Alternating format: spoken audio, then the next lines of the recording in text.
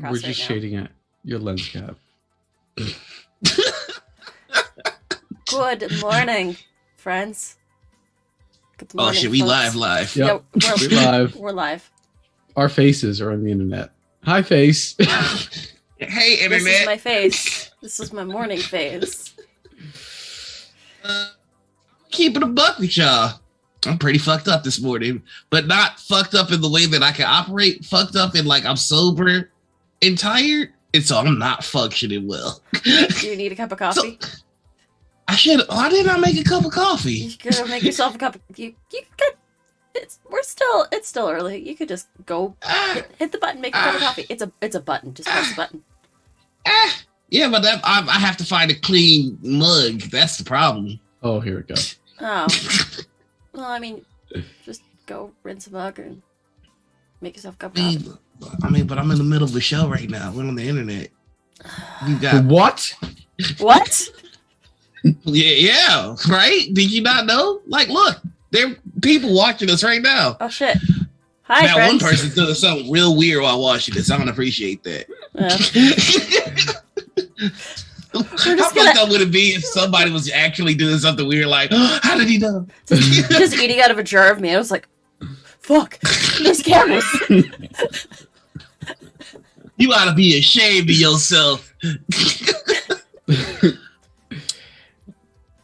So, hi everybody. Welcome to this episode of Morning Crew.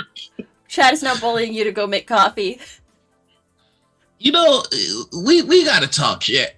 What I don't know what makes y'all think that you can successfully bully me into doing a goddamn thing, because you can't. I'm a strong, independent person who don't need no chat.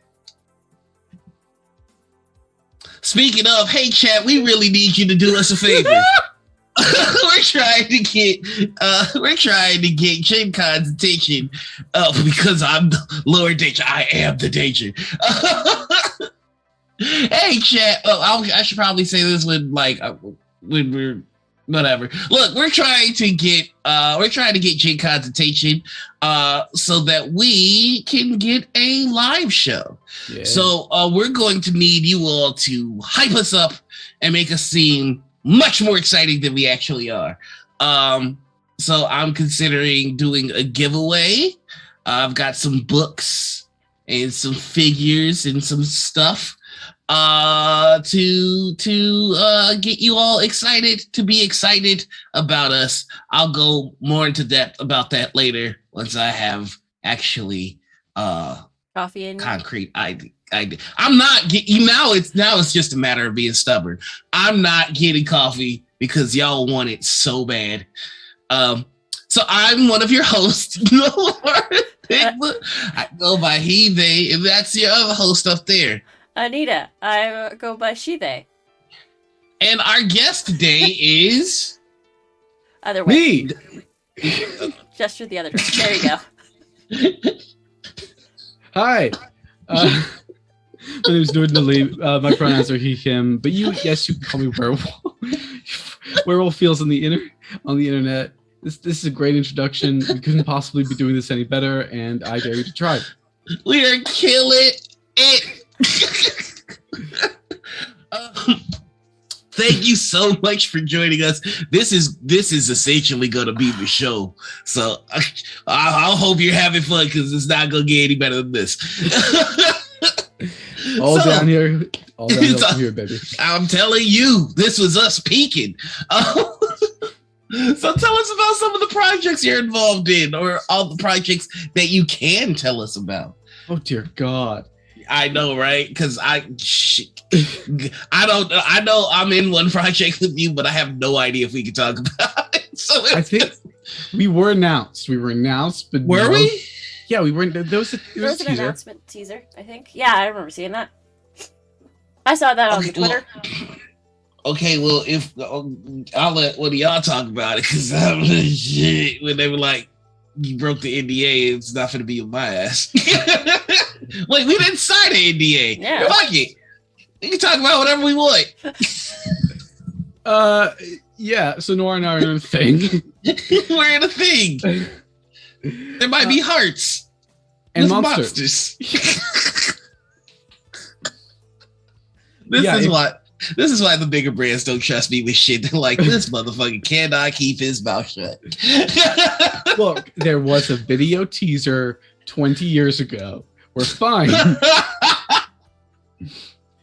Low key, I completely forgot about it until it hit my calendar. I'm like, oh shit, I am doing that. I woke up this morning and I'm like, oh, I'm so glad I have the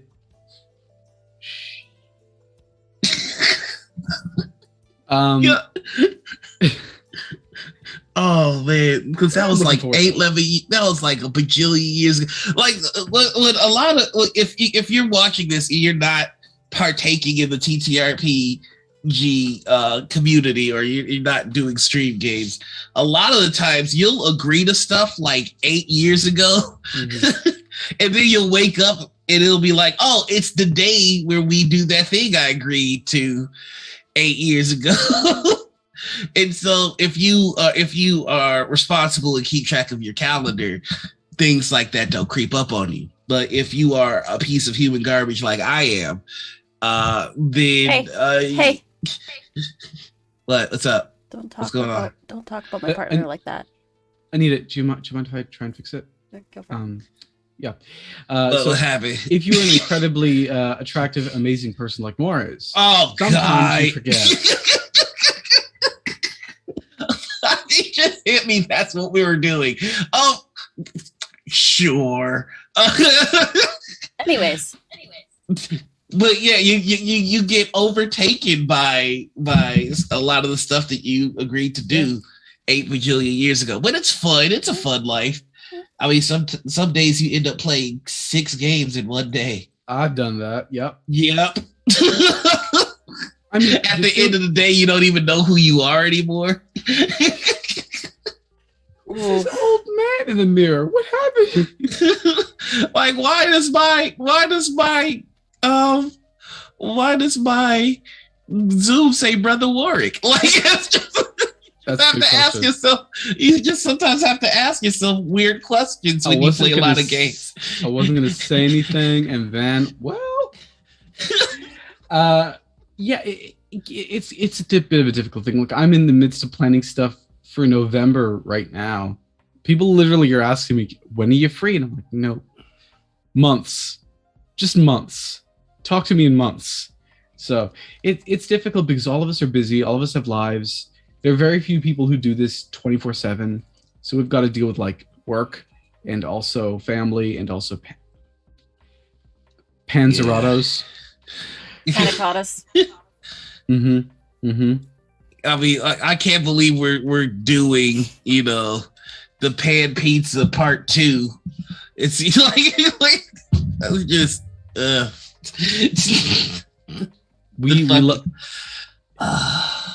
when I told the world, hey, you know what, I'd love a panini, I meant an actual panini.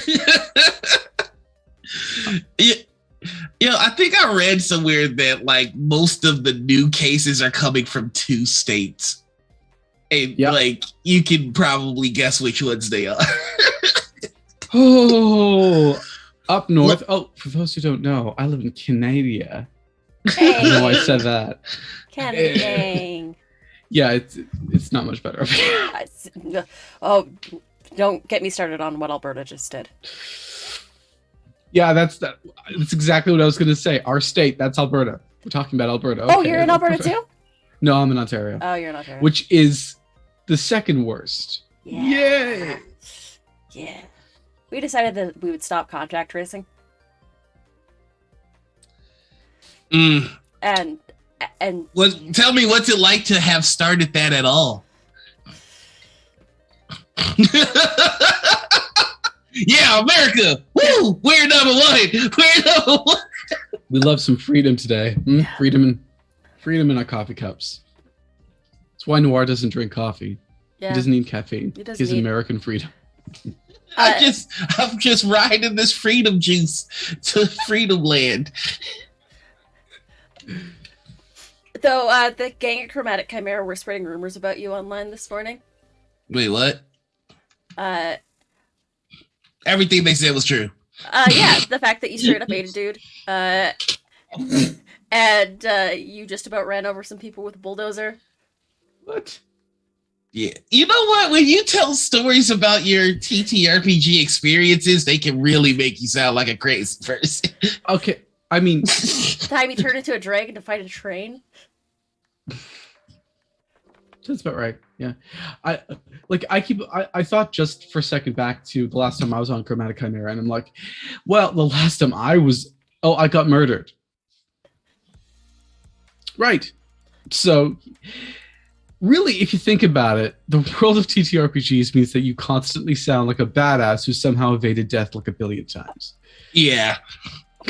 Or a psychopath. Like I turned into a Tyrannosaurus Rex and fist fought a Kraken. I think that makes you a psychopath. I think that's pretty nutty. It's pretty nutty. I'll agree with that. Other projects that I'm on, there's only one that I can talk about. Two I can talk about. So one, I'm on Eva Serate's channel every Sunday where I'm playing a game of Monster Hearts because people keep asking me to play Monster Hearts. Well, your name is WerewolfFeels. Urban Shadows is right there. I mean, that's fair. I'll give you that. There's other options. But there's that. Also, like Werewolf the Apocalypse, no one's ever called me for that. Speaking of... Oh, I want to play that so bad. Right. I would like that. Diana put together a werewolf game, and I think like Gabe was in it, and I was just like, God, I want to play with y'all. Yeah, I looked at that group and I'm like, well, I better be getting a phone call next time. I know, right? Like, I know you, Diana. Come on, Diana. Diana, please. Come here, coach. Don't let me down here. Speaking of World of Darkness, this is not officially announced yet, but I did get the go-ahead to tell everybody. Hi, everybody. I don't know how many people are in chat. Let's say it's 500 or 5. It's one of the two, I'm sure. But starting next week on Saturdays, I am playing a mage in the World of Darkness on the Roll For It channel. Oh, sick. Ooh. Yeah.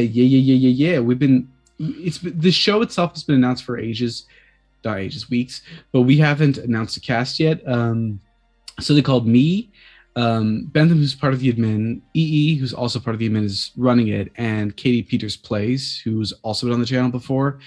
And I literally cannot wait. I am in a group with, I hope they're not watching this. Hi folks. I'm in a group with white people and I'm playing like the most ethnic thing ever. Sometimes you gotta let them know. Sometimes you walk into a room, you're like, all right, World of Darkness has this thing where there's just one group that are the Arabs. I'll play that. Straight up. You kind of gotta like. Okay, there are some factions in games that's just so coded to be like a race. It's not even funny. It's just like Jesus Christ. It's so weird, especially like in games that happen in real life. And it's only the one. Like Europe gets like 20 things from it. But the Middle East and the Arab area, the Swana area of the world, that gets one. You get one. Everyone else gets like 12 dozen. You get one. Yeah. Yeah. As a white, I'm not necessarily starved for options. That's a like, what's that like though? Like, what's it like going, man, that fits, and that fits, that fits, that fits. Ooh, that fits too. I think I'll be French, so I could be from the Cult of Ecstasy, or I can be from the Celestial Chorus, or I can be from the Hermetic Order of Hermes, or I can be from literally anything. Oh, look at, you know what? I'll pick one of the ethnic options too. That sounds fun. Oh man, there's a whole thing on TikTok going on about that right now. And motherfuckers are in my DMs just aggravating me. This is why people keep on asking, when are you going to join TikTok? I'm like, no. I just have my DMs turned off on TikTok, mercifully. They got shut down pretty quick. I mean, like, I do have to say, like, I've got the most pleasant racist DM of all time. And I'm sure you're like, how does that make sense? Well, it was a DM that started off like pleasant, and then it was just like psych racist, and I'm like, you got me. Thank you for taking me down that adventure. Usually it's just the same thing.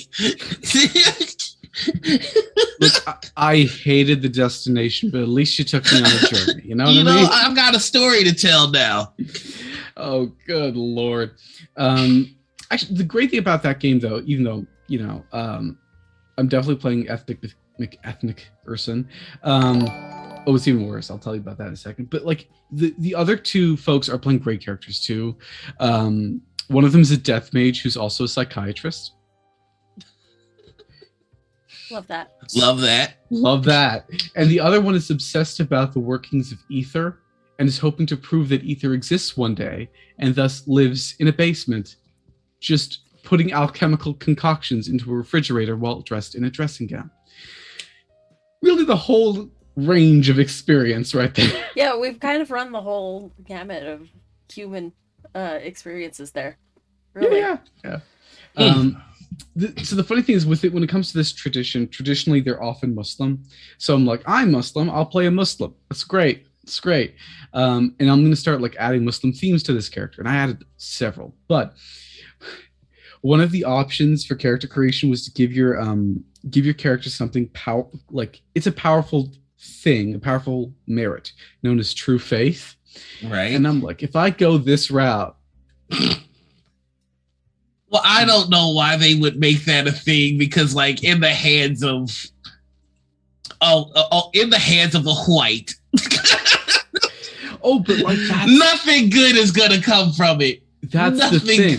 Like the book is all full of, hey, this is not just supposed to be Christian. Hey, this is not supposed to be Christian just, However, the only examples, the only way they show it in play, the only way I've ever seen it in play, like everyone, when I was checking online about this merit, there was a bunch of forums, because sometimes I read the internet forums, don't judge me, were like, I ban it in my games, immediately turns to trying to like turn everyone to one religion and really zealotry, and it's kind of like the Crusades, and I'm like, what the bloody where in the text does it say to do that?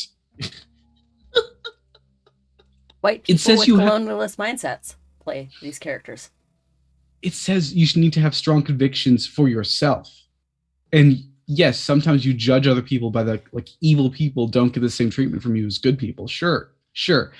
And that can go off. I get that. But how do you get from that to let's just fight and war through Spain?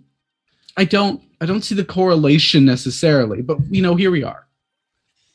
It's been an interesting couple of years, because it's just like the more I've discovered about colonization and like how that stuff played into being, the more you can kind of see some of the tendencies expressed in how people play games or how some games are developed. Like some of the things that we just consider default about culture, society, and warfare are really steeped in colonial mindsets, and it's a kick in the dick when you start to notice it. It really is. Oh man. It is for real. I'm trying to wrap my head around doing it differently. I'm intrigued to see the ways that people are trying. Like literally every single time I see a new project come out that involves some aspect of there are different cultures in this universe, and it's written by majority POC, I get really excited. Like I'm really, really, really, really, really excited for Motherlands right now. Mm-hmm. Yeah, that's gonna be a fun one. That's gonna be a fun one. It is. God, the shit that they were getting during the Kickstarter. Oh, they're still getting it, mate. They're still getting it. I mean, okay, I want to. Can we just talk about the irresponsible expectations of Kickstarters for a second? Yeah, let's get into it. Because people ask, like people think you should show up with a whole written game that's already gone through editing, already been fixed. This is just like the print run. I'm like, okay, who's paying those writers, huh? Because if they don't have money, how are they paying for it?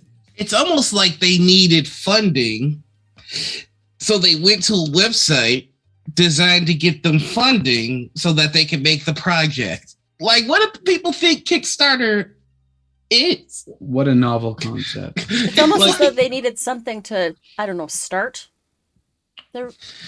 Maybe give it a kick. Yeah. Kicks. No. Start kick. Yeah, we should make a website called Start Kick so that when people have an idea and they need it funded, they could go and get their idea start kicked. As long as you've got like a reasonable idea and a very set plan on how to get it finished. Yeah. I mean, why has nobody thought of this before? The scrutiny that they were put under, like, I haven't seen anybody else get. Nobody else got it. And we know what it is. Like, I'm so sick of like people pretend this shit ain't racist when we know it is. Like, come on. Y'all knew what it was. When you back it for $1 to post shitty comments and then remove your dollar backing so after you've posted your shitty comment. You know, that's on Kickstarter. Kickstarter should come up with like it's not that hard to see how often somebody spends $1 just to say some shit and takes it back. And I think after a certain amount of times, that person should be blocked or banned automatically. Because come on, that's just fucking ridiculous. I mean, I feel like you should be able to ban someone for harassing you in Kickstarter chat. Well, there should be moderation tools, but there aren't. Nope. It's you know what's really absurd about that project? It's like if they really wanted to print something they already have, they could have just done it. They have a whole thing for their Twitch game. It's done. They just wanted to expand it more and gauge interest. Like literally, this was all about, can we do this as a big book? The answer was an overwhelming yes. And they're like, okay, let's get some writers. Let's get some artists. I'm assuming that they're doing that. They had it like, maybe I know more than I'm saying. Maybe I don't. But regardless, like I feel like they're doing that right now. Mm-hmm. You know what I mean? So you just got to sit back and wait. Like I get the impatience. I get concerns about system, especially because some people are like, how do you start a Kickstarter without deciding on the system? But I think people don't realize is that a system, especially if you're planning on twisting it to suit you the most, it requires a lot of work. And it's not just playtesting work. You need rules editors to come in and redefine it. You need writers to write building off of the system and building towards the system. It's like an incredible amount of work. I mean, to me, people need to get paid for that work. Yeah.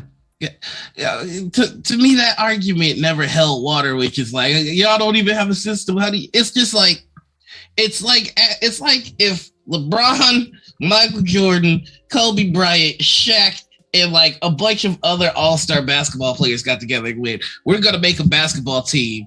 It's like asking, oh yeah, how are you going to make a basketball team and you don't have a jersey? Like, we can hire somebody to get a jersey. We know the game inside out.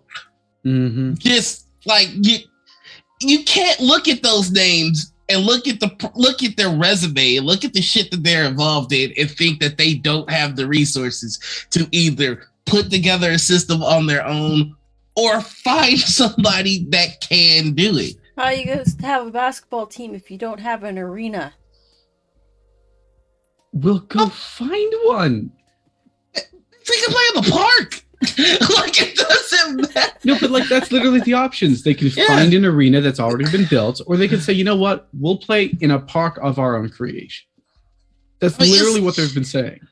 It's just like these people have just they're nitpicking, and the second you call them out for what it actually is, they act.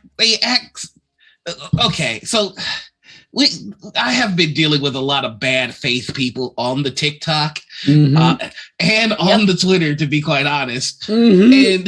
And so let's get into it, because I'm sick of this shit. Like in this show right now, we have two non-binary people and two people of color, and we have lived long enough to know when the fuck shit is happening. And it's not hard to recognize when fuck shit is happening, when somebody's being racist, sexist, all that kind of shit. I think I'm asking this more for my own personal validation, but I already know the answer. Has there ever been a time where somebody has been racist or sexist or xenophobic at you, and you called them out for it and they just accepted it?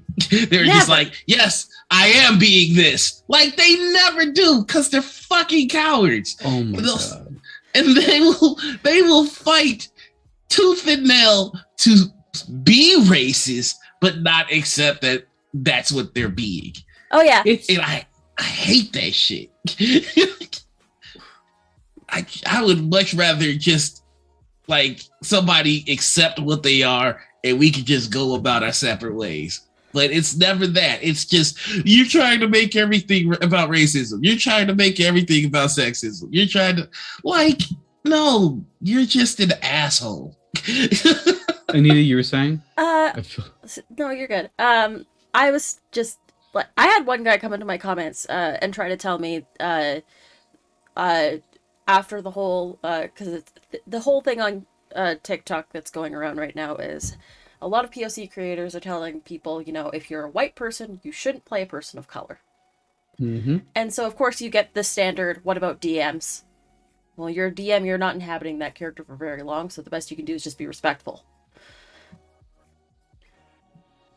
And then there's the people that are like, well, I guess I can't play a tiefling or any of these other races because I don't have any lived experiences as that.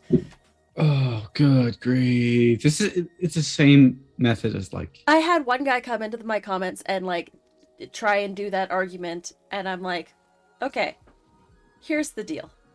It's like, but why can't I play this in my games? I'm like, okay, here's the deal. There are close to 50 playable races, including like Unearthed Arcana, supplements from other systems. There's 50 plus if you include supplements from others, like other companies like Kobold Press. The fact that a single option for humans is closed to you because POC have told you not to do it kind of tells me a lot about you.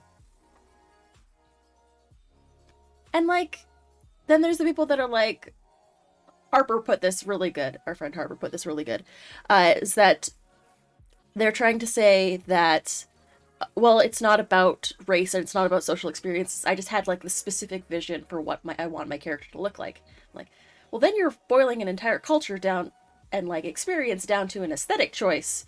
And that's kind of like going, when a white girl goes on vacation and comes back with dreads. Yeah. Oh, the old Adele look. Yeah. It's I'm of that group that's like, look, I don't care what you play in your home games. You want to play a brown person in your home games, have off. But when it's different when you're doing a streamed game. It's different when you're being casted for a streamed game and there are preset characters. It is different. It is very, very different if you presume to talk to me as if you know about racism because you played a brown person once or a black person or oh my god, person I've had that experience. No, you know what's lovely? When they come to you with their experience of playing a different race, like, and say, oh, I know about you and your what? Who asked you? Who are you? You don't know. But I'll say this. Even the people who you expect to do better, they will fight tooth and nail to not be like, very few people will say, oh, I admit this is sexism, this is racism. I'm a queer, disabled Muslim person of color. I have a lot of lists, you know, of things that are when you say them to me, we've got an issue. And whenever I'm like, hey, this built into a certain pattern, people are like, you know what? My other friend said it was okay. Or I have so many friends who are X. I think I know this better than you. Or like, it's not that bad. People do anything to avoid saying, oh, I fell into an accidental Islamophobic trap. I'm so sorry. Yeah. The guy that I posted the response to when I was like, there's 50 plus things just because one thing's close to you, said, oh, I'm not butthurt about it. Don't worry about it. Have a nice day. I also noticed that's a lot of, I get that response too. Like, I'm not mad. I was just asking the question. Like, it's just, but just to backtrack a little bit, I had somebody actually tell me this. Like, these were words that an actual white person told me one time, which was, I played a black guy and I get it. Like, I could only handle living that life, 3 hours at a time. It's hard, and I understand and respect you. And I'm like,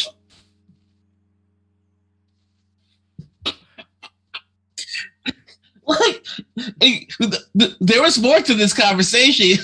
There was like, well, I wanted to experience. It was like we were playing.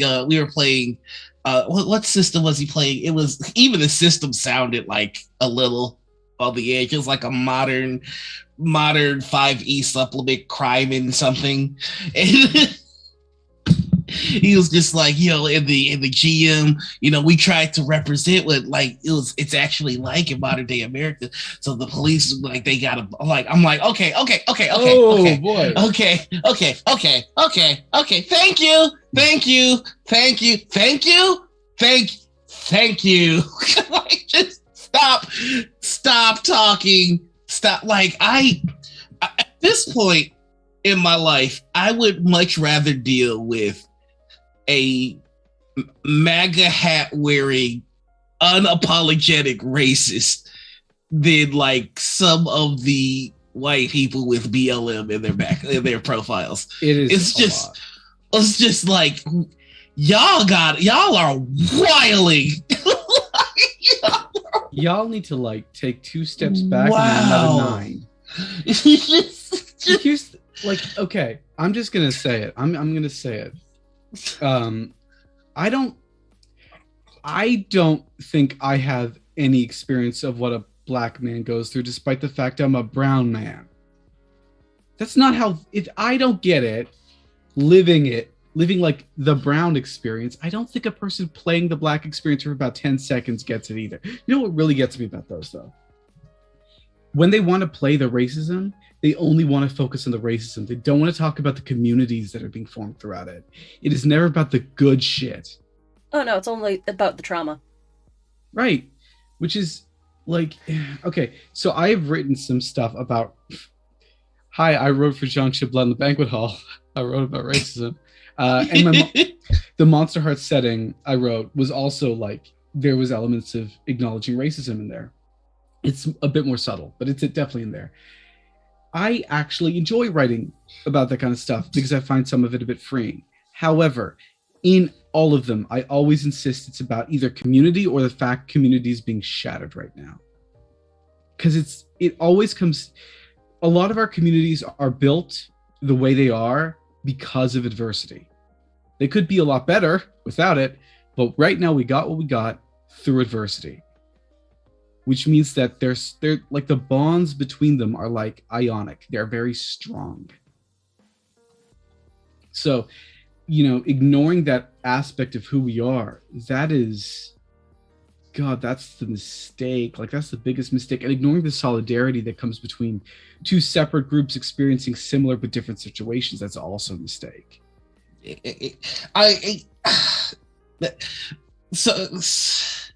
There is a romanticized version of our culture and history by Lauren that people have fallen in love with. Like, it's and I find oftentimes when people want to play POCs that they want to play that romanticized version of people in Black history. Because if you look at how America presents somebody like Martin Luther King, it's just like Martin Luther King was a pastor and an educated man in an unfair society, saw that it was unfair, dealt with the unfairness, then gave a speech, and then everybody was just like, oh wow, we are being unfair, and everything was fixed. And then he sacrificed himself for America. Like that is the whitewashed version of the story of Martin Luther King. And that is kind of what I see a lot of people wanting to play, or like the romanticized version of Malcolm X, which was Malcolm X was born in an unfair society. He was a pimp and all this kind of stuff. Then he changed his ways, found a religion, fought back against the unfairness, and then was eventually killed by one of his own. But then people saw that he just was sacrificed for America, and things changed. It's just like that's not accurate.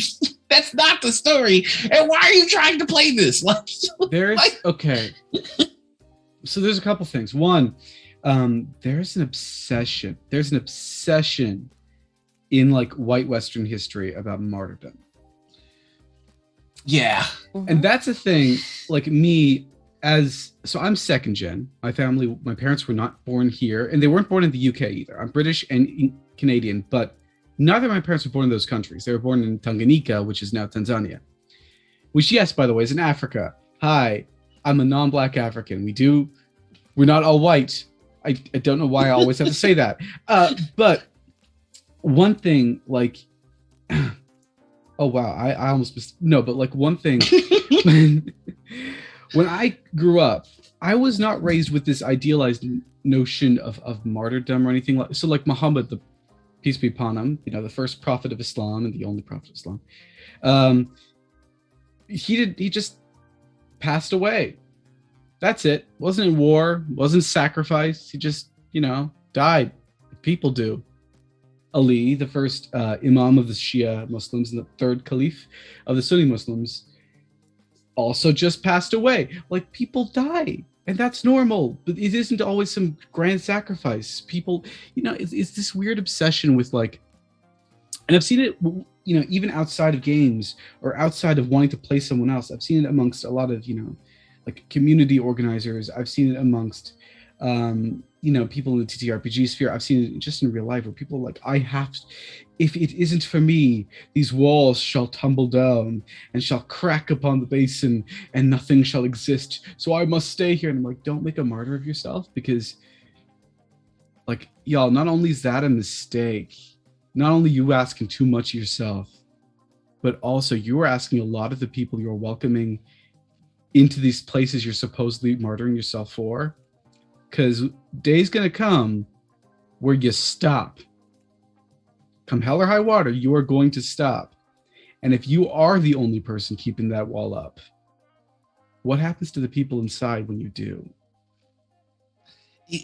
I'm very glad you brought this particular topic up, because if you ask most TTRPG players, like, what do you think is a good send-off for your character? It's frightening how many people will say sacrificing myself for the party. Like, martyrdom is so ingrained in us as like the good end. Mm-hmm. And that's kind of fucked up. Like, it really is. It's just like, I'm playing a couple of characters that are outside type, and I had to personally ask myself, like, what are some things that I always want for my character, or always kind of do with my character, so like I can make a character that doesn't do that. And so, like, I usually play like an edgy broody boy with a center of ooey gooey goodness. Really? And so, yeah. I did too. Go ahead. It's my go-to. So I was just like, what if the ooey gooey goodness was just the person? What if this person was just a good dude that was capable of violence, but never wanted to actually go that route?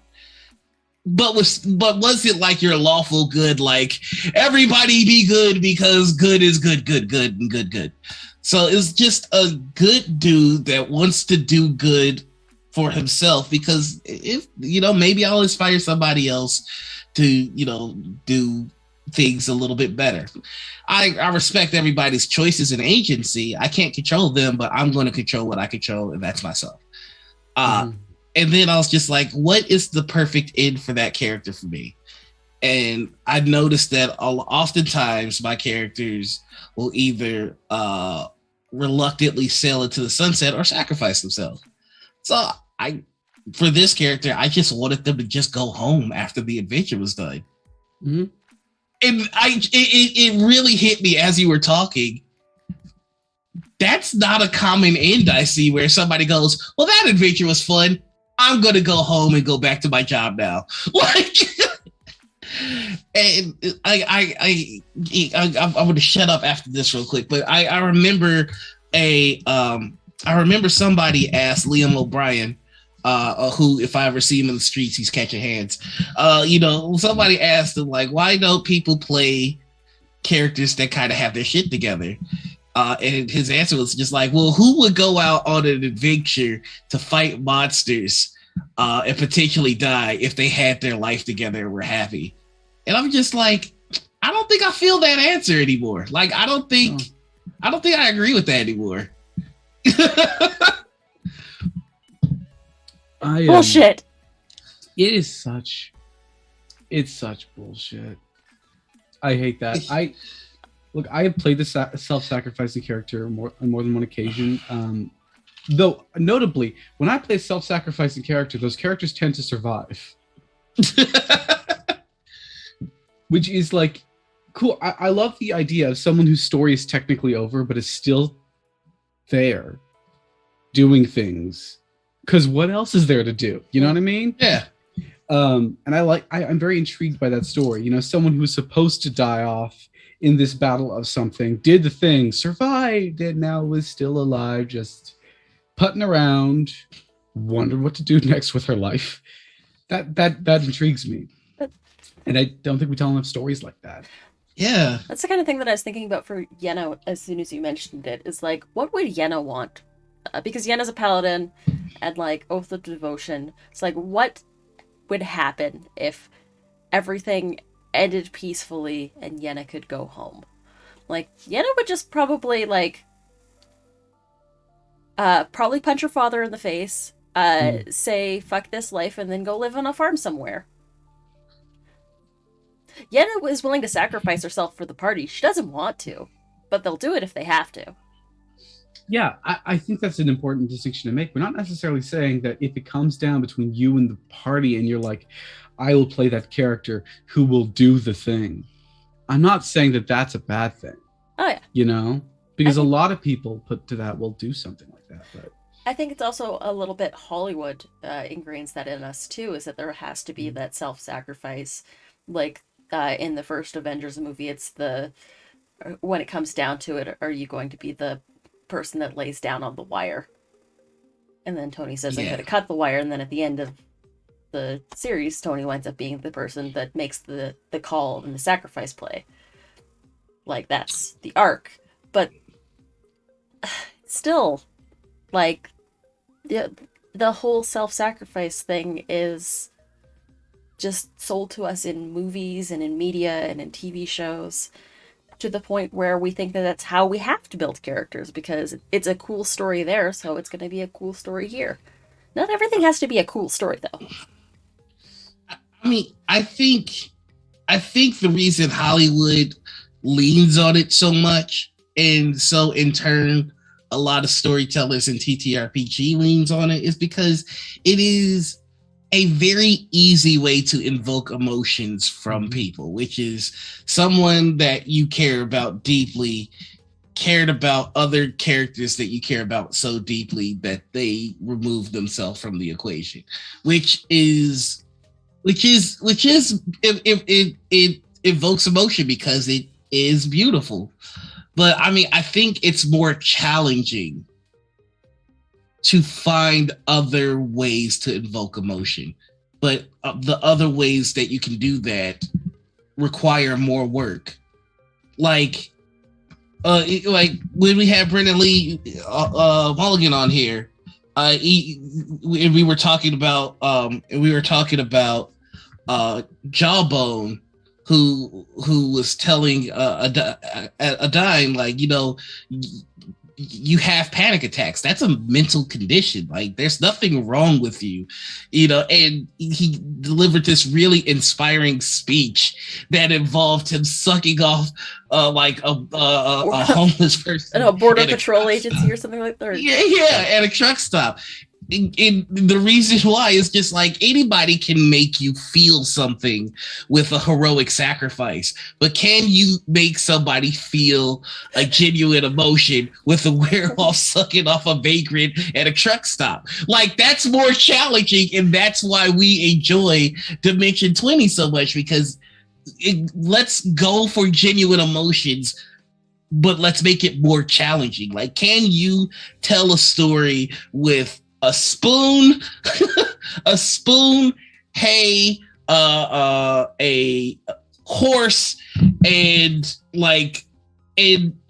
depression? Like, just take weird stuff and try and do the extra work of finding where the emotion is in it, because emotion is everywhere, not just in sacrificing people. A rat person ate a bagel and then became everything and nothing at the same time and saved the world.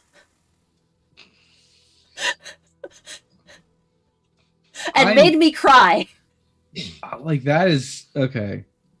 I might get to some Islamic theology in a second. Because I'm here for it. But like, one of my characters, way back when I played a one shot, and he was not a good guy. Like, he was objectively a terrible person.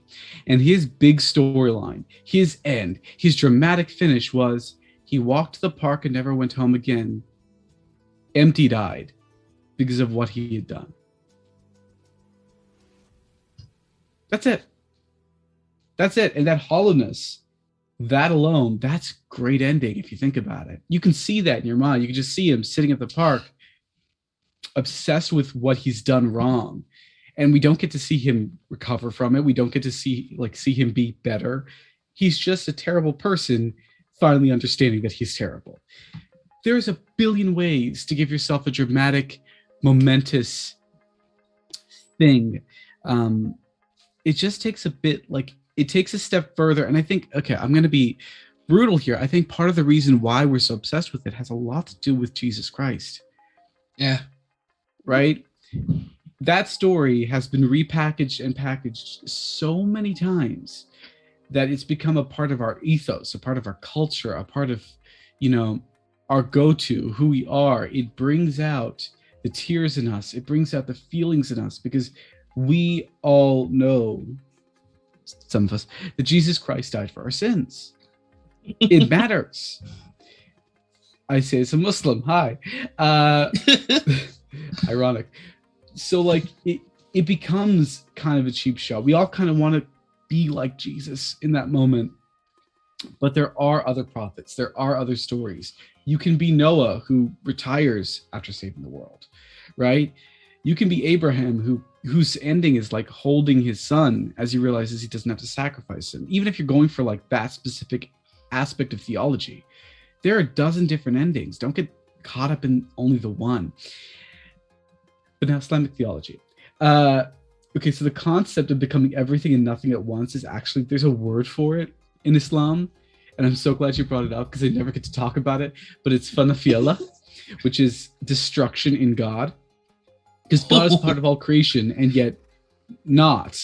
Yeah. So the final form of some, especially like Sufi Islamic scholars, and funnily enough, I may be bringing this into my mage game, is eventually you reach this point of enlightenment where you no longer exist.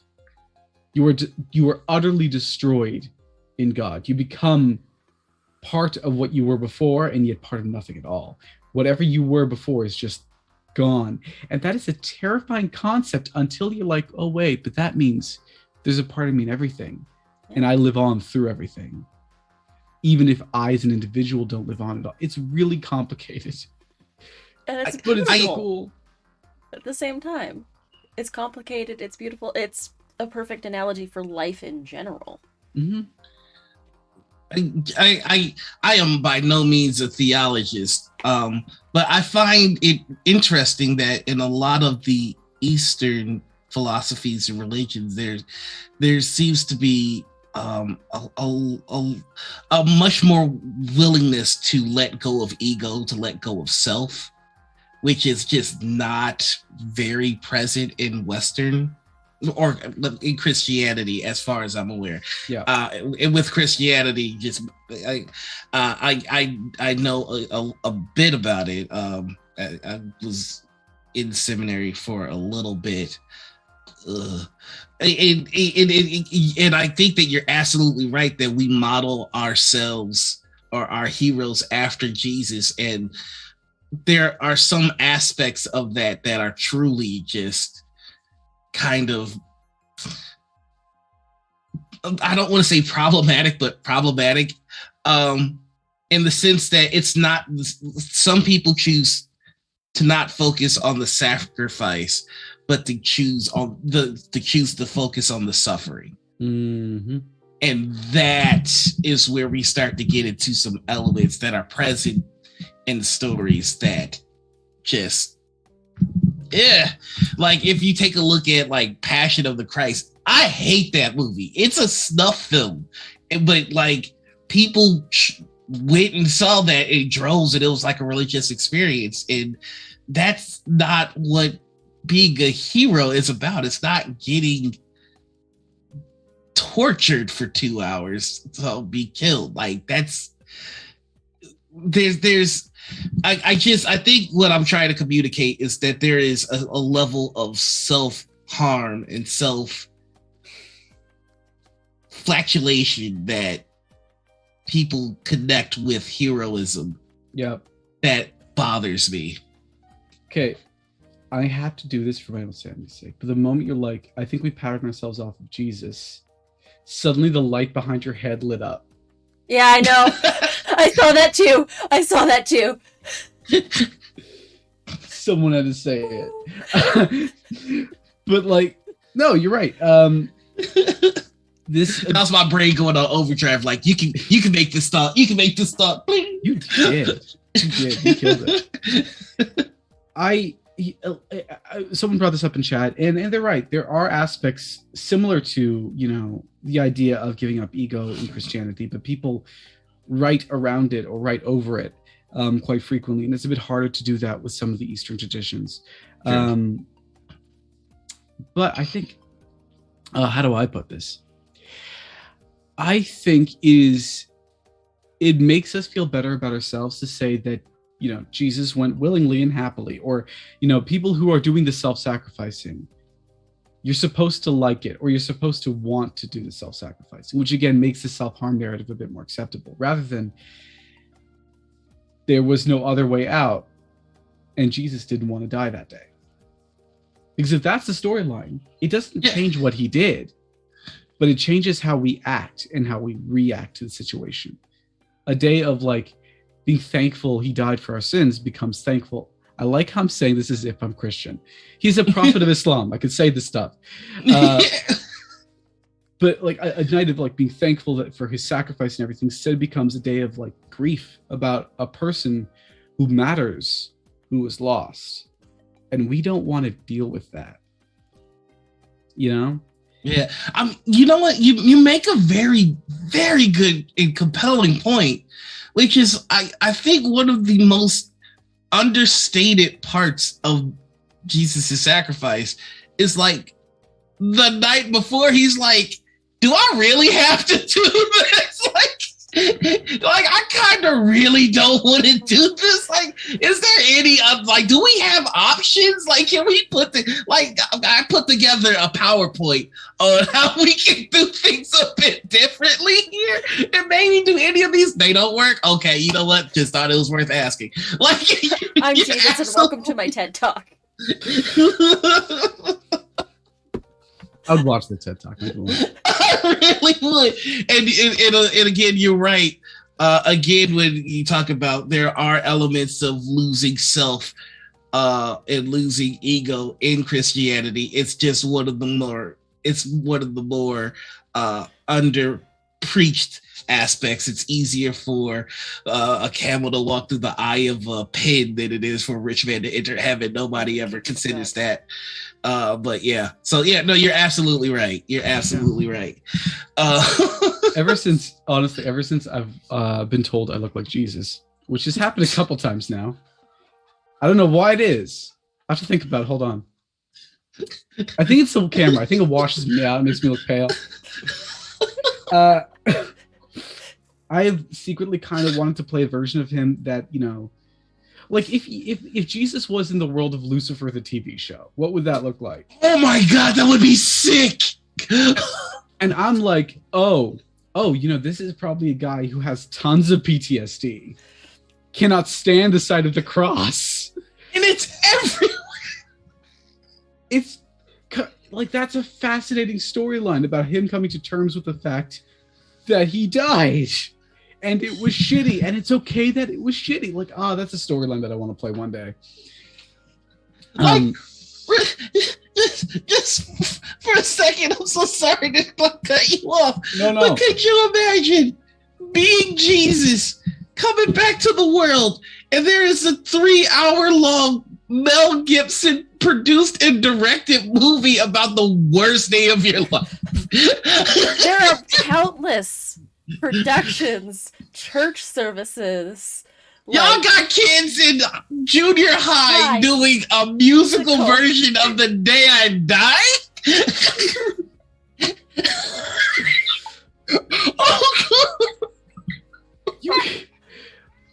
Just imagine, like, Jesus walking into a church. What the fuck would that look like? Like a real human version of Jesus. Yeah, what are these stations of the cross? You put the process of me getting what? I was nailed to that thing. I was nailed. Why are you wearing it around your neck? I appreciate the abs. They're sick, but come on. Why am I white? Why am I based off of someone's twink boyfriend?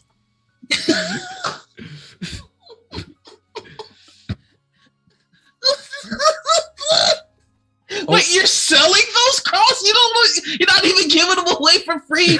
You're selling them in a church. The one time I lost my cool, it was because people were selling stuff in churches. What are you doing?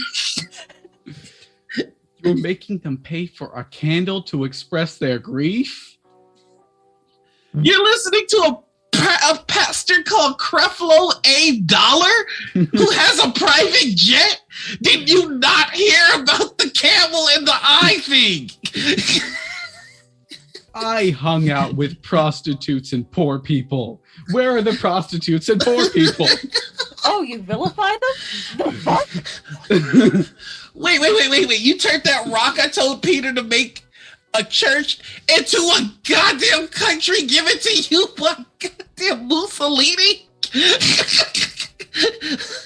Oh, okay, but what if, this is terrible, this is me playing with theology again, but what if in this world, like, Christ and Judas were together?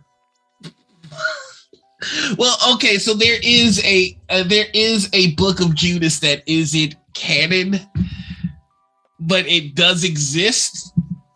One of the things that I hate about theology is it's the same thing that I hate about history, which is that it's often told to us by cis het white guys. And cishet white guys have not been notorious for being truthful about their findings or being especially generous to giving cultures credit for the innovations that they come up with. There are a number of theories that are out there that I kind of would like to look into. Like, there is a theory that Alexander the Great wasn't a dude. Well, that makes sense, though. They often describe him as being like extremely boyish and having a higher. No, wow, yeah, that works.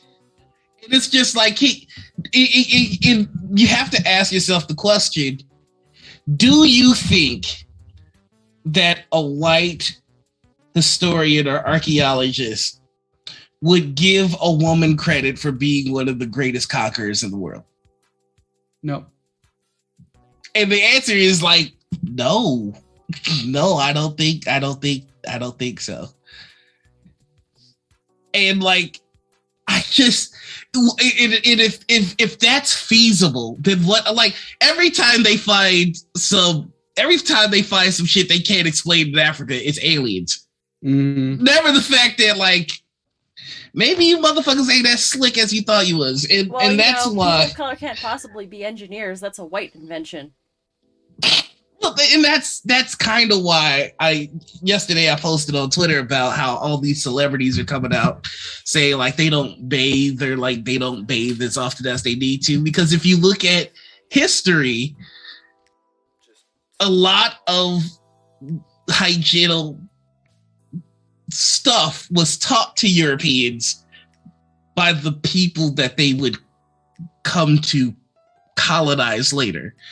So, you know, the indigenous people in North America was like, hey, y'all gotta fucking take a bath. Like, you know, Africans, when Europeans came over, it's like, hey, y'all gotta fucking take a bath. Like, it's just like, and that's like one of the things that's consistent throughout history, which is y'all motherfuckers gotta take a bath. Like, I mean, like, even in the Arab world, because of how much of it is patterned off of Islam. And by the way, I know that we're talking a lot about Christianity, but yeah, Islam has its problems too. I'm not going to say it doesn't.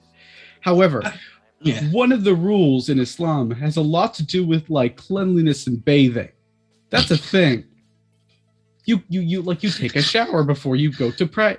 That's a thing. We have it as a thing. It's normal. In fact, it's actually written. Some of the Europeans were like, "Oh, these Saracens." That was a word for Muslims. They like wash themselves daily and brush their hair.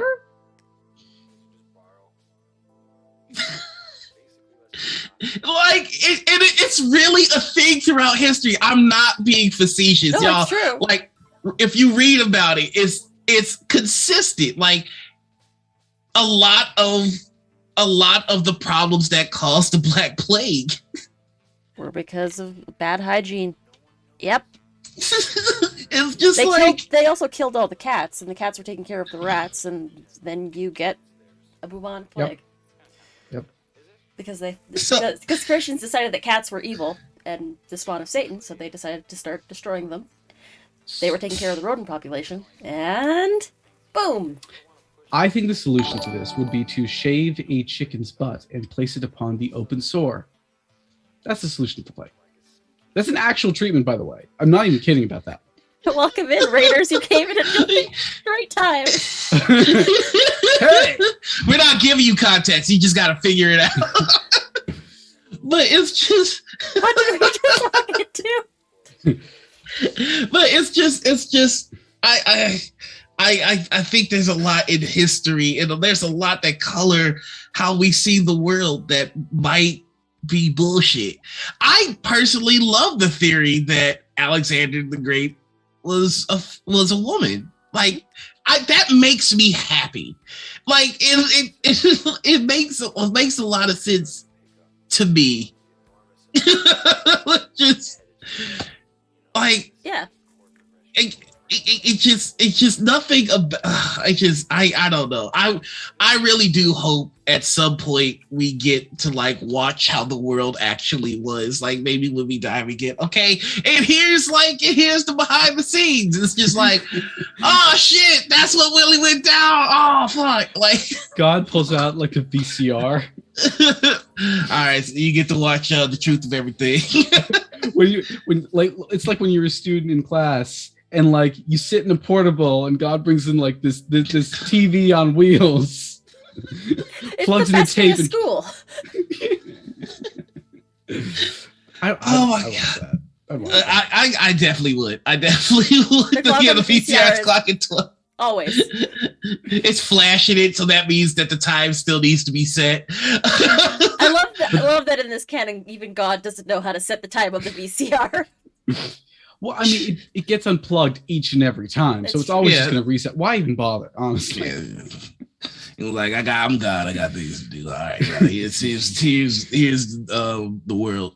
And he just presses play, and he goes and he does that thing that the teachers used to do. They just sit in their desk, which is behind the TV, so they're not even watching it, and they're just doing fuck else. Just grading people's exams. Oh, like I personally want to find whoever burned down the Library of Alexandria, and I just want to hit them in whatever genitals they have a lot. You know how much knowledge was in there that we could have fucking. I'm like, it is the way history's. So one of the things that people get, like, especially if you try to reframe history, like if you try to say, oh, you know what, Judas and Jesus were gay for each other, or Alexander was a woman, or Napoleon was a woman, or etc. It's like, yeah, but wouldn't those people be super offended? They're dead. They're dead. They're dead, Bethany. They're not coming back. They're dead. Not Bethany. Bree calls me out for this all the time. I make up names just to yell at them. But like, if I die and 1,000 years later, people are still talking about me. One, why? But two, are like, you know what? My theory is he was a woman. I'm going to be like, wherever I am, especially if that's non-existing, sure. Why not? What does it matter? Believe what you want to believe. Right now, yes, please respect my gender. Yeah. Once I'm dead, it's been 1,000 years. Have at it. I'm done. I had my run. It's been great. Fluid anyways, so. I mean, okay. This is... I sometimes take a step back and look at the world, and I'm pretty sure at some point we switched to a very weird timeline or something. Yeah. Because the other day I read an article about millions of dollars of historical artifacts being given back to people from Hobby Lobby. Oh yeah, the owners of Hobby Lobby had somehow war profiteered and grabbed a whole bunch of like Iraqi artifacts, I think. Yeah. Yeah. And it's just like, huh? Like sometimes you just read things and it's just like, why this though? Why is this life? I mean, I really. I'm sorry. Go ahead. No. I was just gonna say it's. I want you to think like. I think one of the things that they had was like a ancient tablet or some shit. Like, oh yeah, a rare Gilgamesh tablet smuggled from Iraq. I want you to just go back to like this tablet being created, and you know that it was created for something important, or it matters. It's of historical relevance, and it might further our enlightenment into ourselves as a species. It might further explain some things about history that we just don't know. And the dude from Hobby Lobby was like, I'll have that, please, thank you. Like,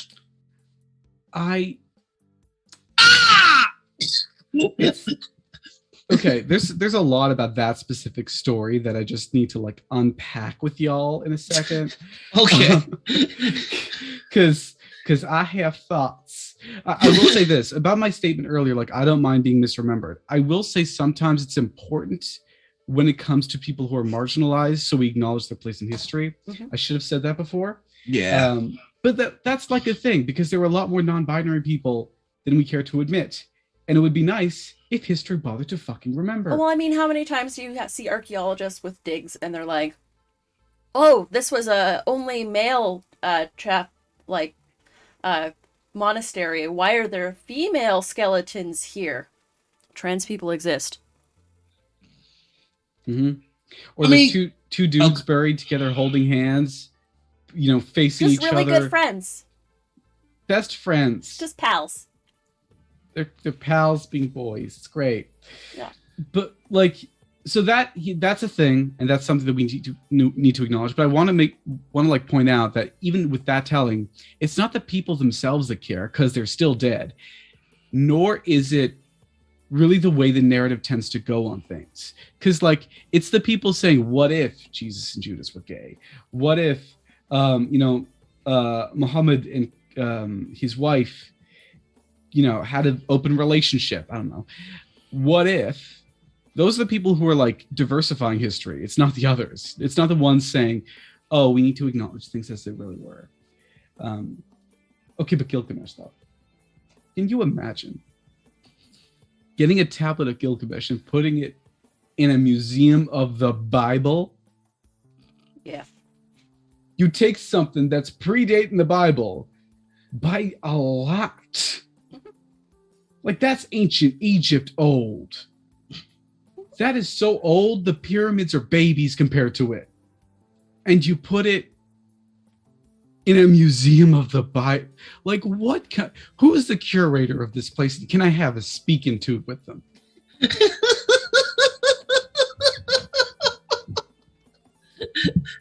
These are the same people that are just like, Jesus was hanging out with the dinosaurs. Like, Listen, a Triceratops with a saddle on it is lit, though. Jesus riding a T-Rex with 2 machine guns. America! I don't know. I think like some people just a notification that I should read. Some people like any attempt to rethink history is often vilified, but it's not the minorities and the marginalized that are doing the vilifying. Usually it's the majorities, which says something, right? And then people who are doing are complaining we shouldn't rewrite history are taking stuff completely out of context, shoving it in their museum of the Bible and calling it a day. Like, excuse me? Jonathan, excuse me. You okay? It's fucking Hobby Lobby, man. Newbie Goddess Yeah, they're and not Chad okay. apparently worked at Hobby Lobby. They didn't give us raises for several years, so they instead gave our raises to the Museum of the Bible, and they also bought that tablet from ISIS. That's great. That's great. Okay. No. Now I need to say this. How dare people call me the terrorist in hiding when you got Hobby Lobby out here giving money to Daesh? Like, excuse me? With the ISIS girls. You went to Daesh, yeah.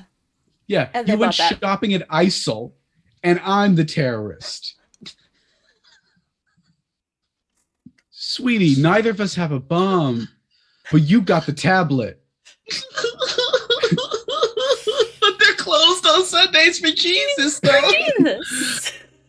Yo, but you know what? This is a scary thought. Like, what do other companies own that we don't know about? Your soul. Well, I mean, that's not very valuable, but it's just like, I at this point would not be surprised to find that the Ark of the Covenant is owned by Walmart. I Emery, welcome in. You came in at exactly the right time. We're talking about the fact that Hobby Lobby is out here buying shit from ISIS. What the fuck? Oh god. Go ahead. When COVID hit, they refused to shut down. Said the owner's wife sent out a letter saying it was all right because she talked to God and we were safe. Then my co-manager caught COVID. Ya Allah. Okay.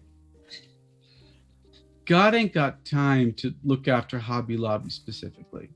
I feel like I need to say that. Especially your God. Your God is like patterned off of humanity. You think any human got time for that? Anyone shaped like a human got time for that. My God's a big ball of light, like maybe. But no, I still think a no is in order. Oh my God. By the way, hi, if you're just joining us, we were supposed to talk about TTRPGs and somehow we got caught up and are now talking about religion. So I mean, it still sort of kind of applies. We were talking also about characters being self-sacrificial and how a lot of that is based off of religious context, and Christianity had a lot of stories of self-sacrifice in it. So I know we're not far off the mark. Oh, no, not at all. I am so glad. My headphones are being dumb. Like, no, I do enjoy this conversation is because I think it all plays into everything, which is as storytellers, we tell stories reflected on the world around us. Mm-hmm. And the world around us is so fucking ridiculous that Hobby Lobby has a tablet Gilgamesh. Like nothing and the thing is, like, our history has been told to us by cis hetero straight white men, like, who like will see two skeletons holding hands that are male and go, oh, they were friends, they were good friends. Like, we can't acknowledge the whole scope of humanity within our history because the people that have had access to the things that would tell us about ourselves, that would inform us about ourselves, have done so through the lens of white supremacy. If you're a straight white guy and you did something halfway decent in history, then you got all the credit for it, plus more credit on top of that, because anything that led you to that invention, anything that might have informed your understanding of whatever it is that you then went to further, that's not given credit. It's just you in your magnificent whiteness created something awesome.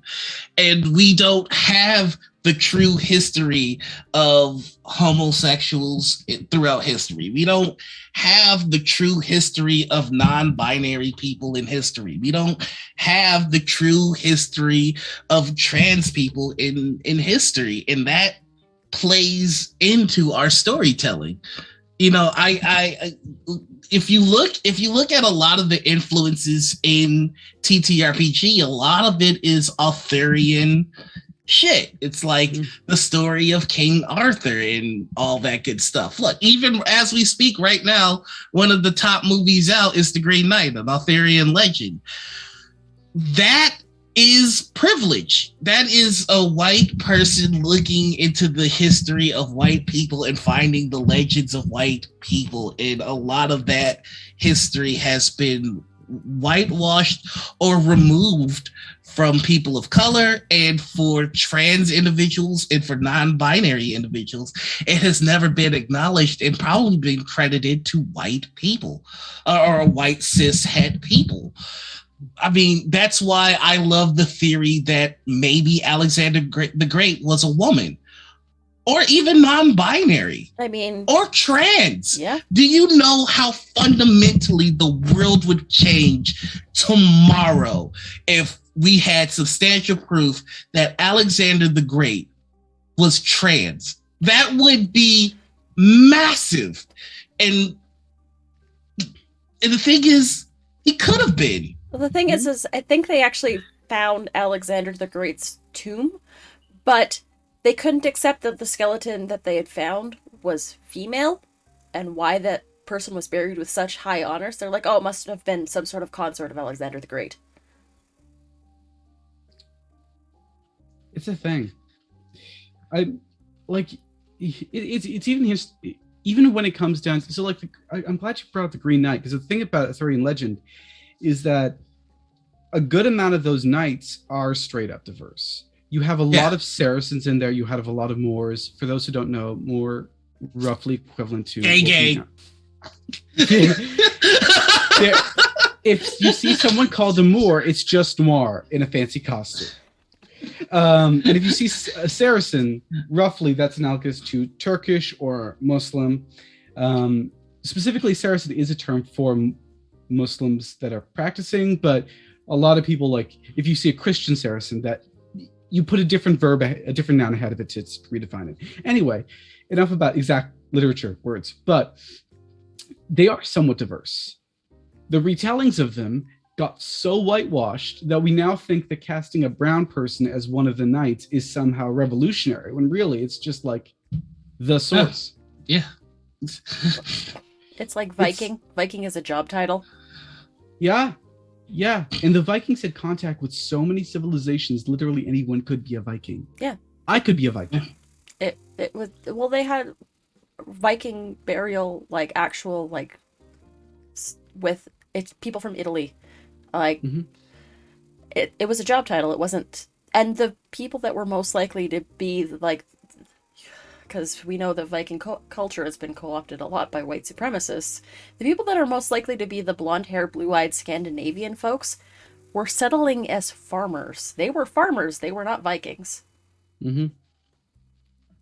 Yeah, I think that's why it's good to have conversations like this, where it might seem like we're going off on this really wild tangent, but it's not, because look at what influences your stories and look at the limitations you put like in your own head. Like I going back to what you just said, like the Arthurian knights have been so whitewashed that, you know, casting a brown person as a knight is like revolutionary. Well, there's a lot in history that's like that. There's a lot of brown people, people of color, LGBTQA people that have just been erased or pushed to the side or diluted or just turned into cis het white people. Mm-hmm. And that wasn't the case. That's why it's so infuriating in movies when I hear people go, well, why you're just turning characters black? You're just well, this is just a movie. We're turning somebody black. Imagine doing that in history. Like, imagine doing that at an academic level. Like, Walk the Line. Johnny Cash's first wife in Walk the Line is played by like Meg Ryan or some shit. His first wife was black. And they just erased her. Like, that's history. That's something that actually happened. Johnny Cash got a lot of shit for doing that, and that all of that omitted from the movie. Like, it's and that's history, and that's what white supremacy and patriarchy does. It crushes history until history fits its ideology, and because of that, as a species, we don't fully have a accurate picture of ourselves. Like, the mirror is skewed. And I think the more work that we put into this, deconstructing these narratives and deconstructing the history that has been taught to us, and the more work that we do on that, the better stories that we make and the better people that will be in the long run. Because, like, there's even a story from the Bible about David and Jonathan. Jonathan and David loved each other as themselves. They formed a covenant. They were a gay married couple. But most theologians won't tell you that. Yeah.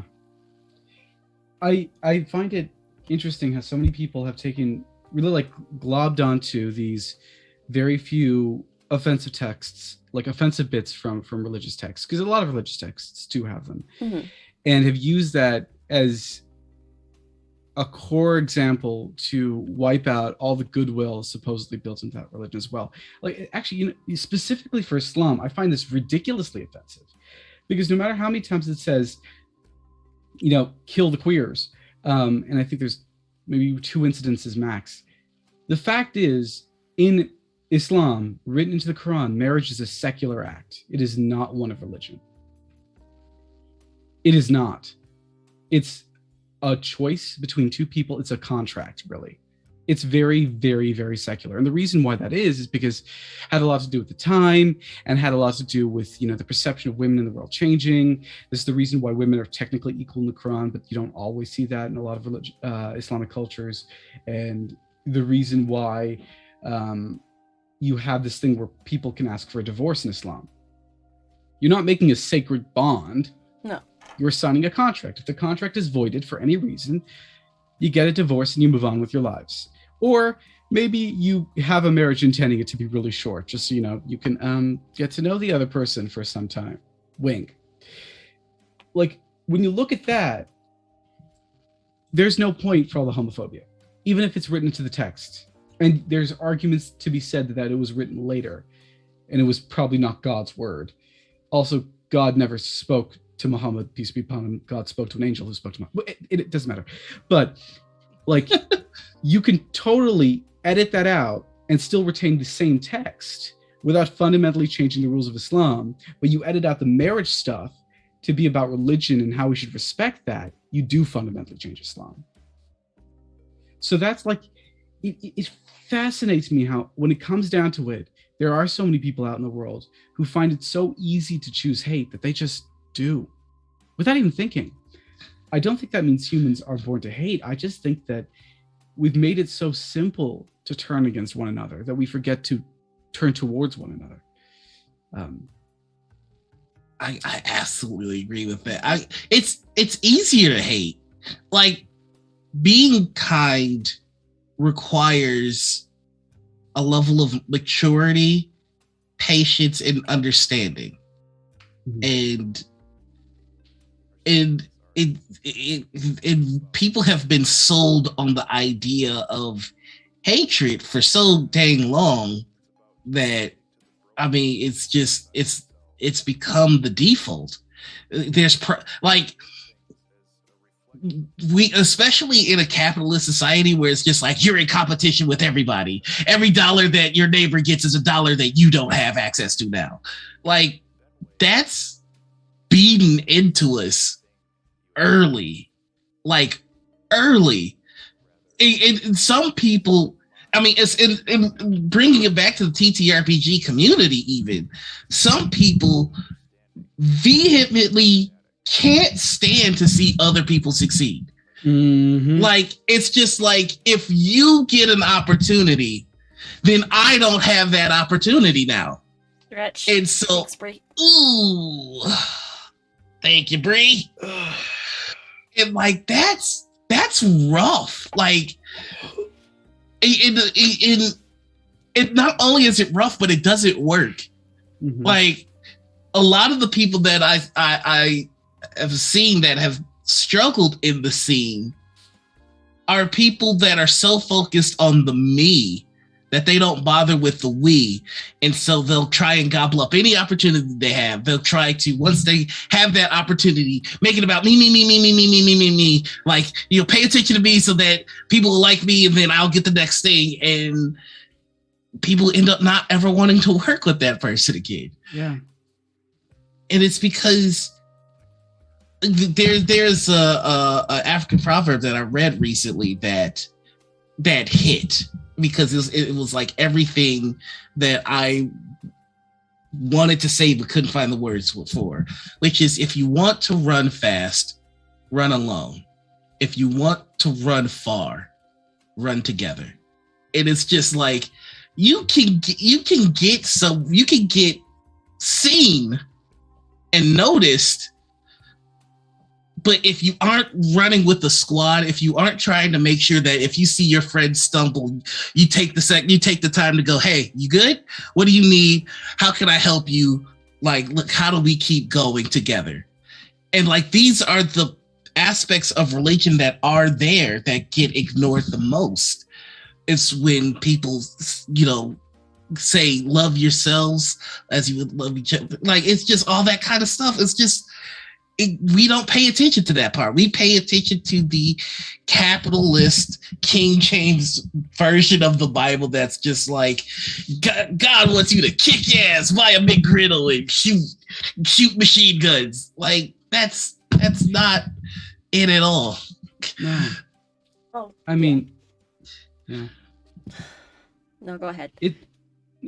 It's just, this is like, first of all, I'm kind of impressed that everyone here has such deep thoughts on an incredibly complicated topic, and that we're talking about this at like what noon? It's like 11 here. Yeah. I'm in Eastern. I have the excuse. This is normal afternoon talk, really, if you think about it. It's not. But like, it really comes down to, like, I think one of the common threads in this whole conversation has been about what is easy and what takes more thought. And it comes down to one thing we see in the TTRPG community so very often is what is easy. And that comes down to like a lot of things. One, lack of diversity. Two, being so selfish, so focused on the ego, on the self, as to forget the community. Three, it's about like a lot of people, like you can see references in how people fight with each other on in our communities without ever trying to reach out to people individually or try and forgive or acknowledge wrongdoing. It's all of that put together. Those things require thought, and therefore we don't see much people doing it because we're not told to uphold that, which is so unfortunate, because it's thought that brings out the best stories. It's thought that brings out the most interesting connections. It's thought that does everything we love about TTRPGs. It's thought that got Bree and I invited onto this channel not too long ago to play Regents, and pulling from ourselves to do something kind of fun and unique, right? That's thought. If you like that, if you're inspired by that, one of the first things you have to do is start trying to let go of what is easy. That doesn't mean you won't make mistakes, but it's still necessary. I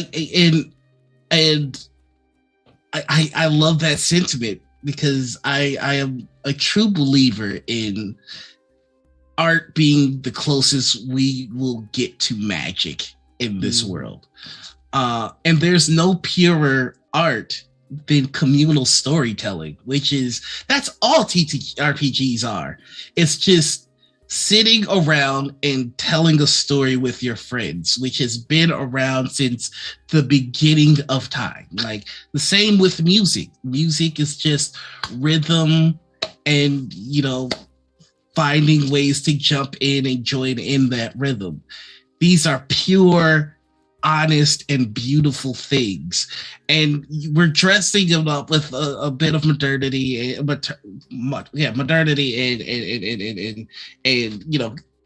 capitalistic stuff, which is like, hey, spend money for tools to tell more cool, kick-ass stories. But at the heart of it, it's the same thing that our descendants did, and that's why I love music and TTRPG so much. It's because it's one of the easiest ways to get to the heart of people. I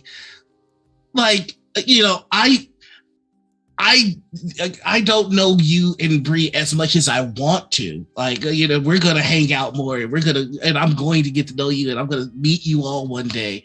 But when I have you come in and tell a story in this world that's really important to me, like, I got to see a bit more of who you are inside. Like and that's why I love playing with people, because they show you who they can be, who they have the capacity to be.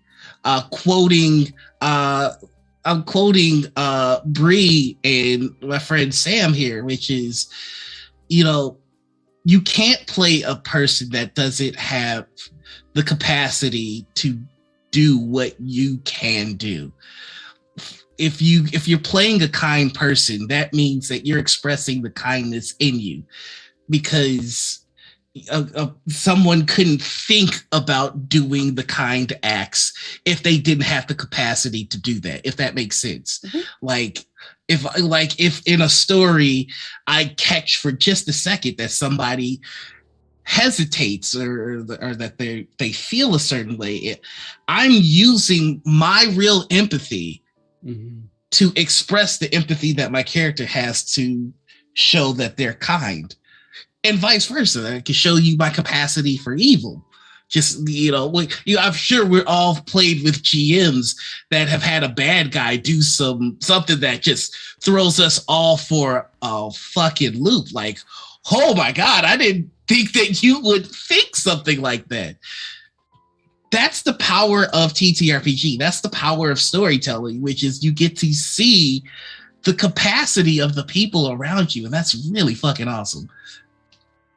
There's just so many beautiful things in what you just said. And I think that actually is a perfect time as any for us to take our first break. Yep.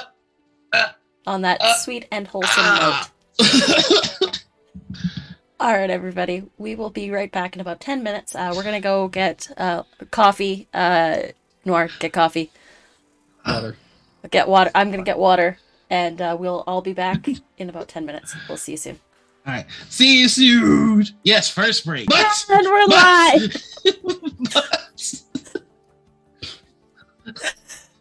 Welcome back to those professional show on Twitch. I like that it's doing it like but not butts with 2 T's, because the captions are cowards. Butts. You knew which butts I was talking about, Google. Hello, everybody, and welcome back to the second half of Morning Ritual. This is where we get into the dark roast. But before we completely jump back into the show, we have an ask of you, our audience, because we need your help. Yes, I know I go from fighting the chat to asking for your help, but we really, really have a dream that we want to achieve, and you're our best bet of making that happen. What we're asking is for you to hype our show. If you could put on any of their social medias a tweet in support of Morning Ritual with the hashtag Morning Ritual Live and the hashtag Gen Con, we will be completely in your gratitude. And I am going to come up with a giveaway. And the way to enter will be to use those hashtags. So you get to get started early. Gen Con is going to be September 18th this year. You come to me. This is the day of my daughter's wedding. I love you both. But if you could just toss out a tweet like, hey, Gen Con, Morning Ritual Live would be fun. Just anything like that to show your support. Get some eyes on the show. Let Gen Con know that you like us. And if you don't like us, pretend you do for like 5 minutes. Does the giveaway involve you eating? Okay, so yes, I'll eat a hot thing if you do this. I already have to run a one-shot dressed up as Kiyoshi. So you know what? Let's just keep it going. I'll keep doing outlandish things. But just toss out a tweet or an Instagram post or a TikTok, anything at all with the hashtag Morning Ritual Live and the hashtag Gen Con, so we can point to these hashtags and go, they want us, please have us over. And who knows, if we get a live show at Gen Con, then that'll open up the door for us to particularly go to cons closer to where you live. Maybe PAX Unplugged, maybe somewhere else. I don't know cons that well. This is a new thing I'm trying.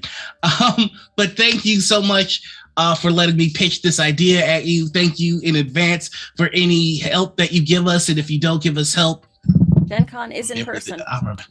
Yes, Gen Con is in fact in person. And there is an online portion of Gen Con this year as well.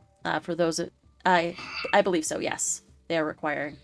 They are. They just announced recently. I get updates every year, but they recently announced that they have revised their mask wearing mandate to make it mandatory for all people. Mm-hmm. If you cannot wear a mask for a medical reason, you can submit information about that, and they will provide you with alternatives like face shields.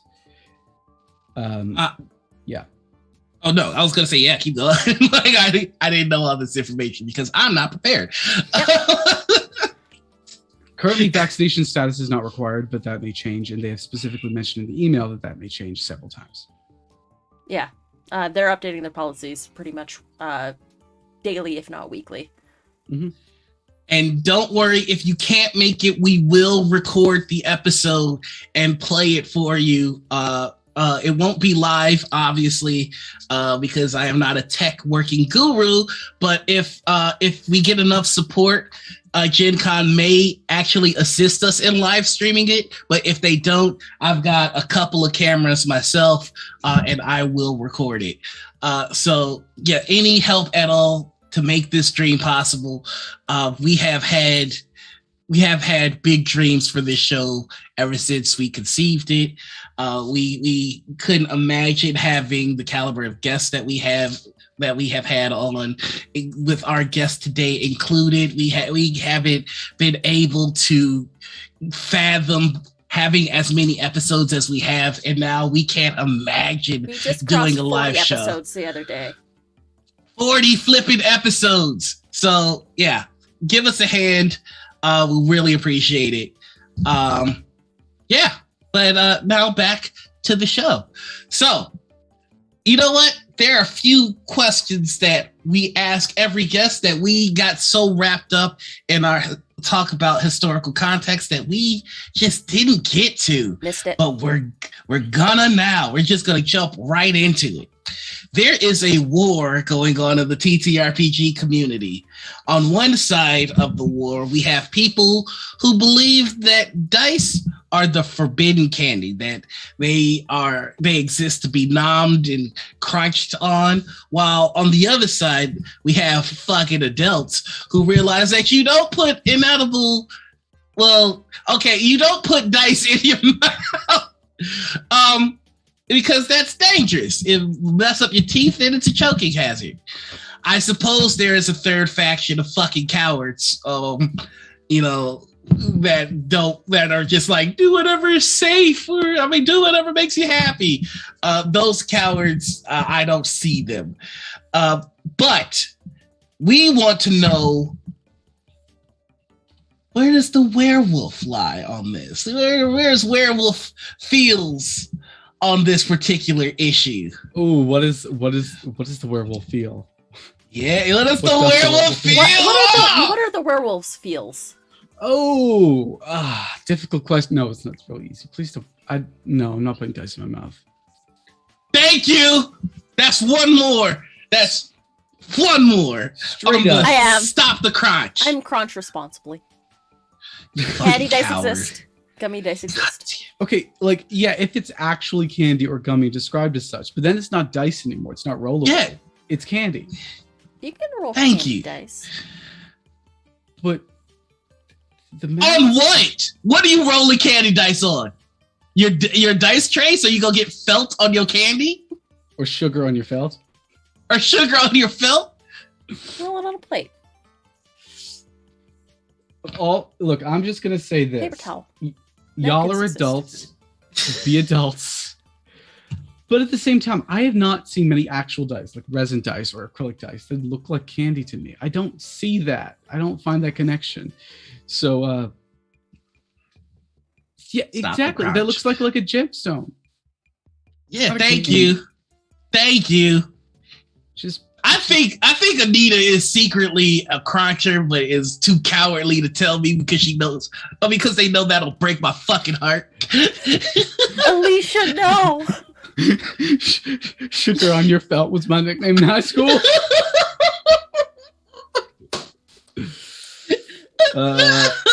Alicia, congratulations for winning Twitter today and the internet. Please collect your prize in hell. That's how dope that comment was. You won Twitter on Twitch. You on Twitter on the Twitch comment section. Congratulations. It's impressive. Damn, oh, sugar on my felt. God damn it. I don't know where to go after that. Yes, I do. All right, the next question. Now that we know WerewolfFeels is officially on Team Stop the Crunch, the best party, the best side of the war to be on.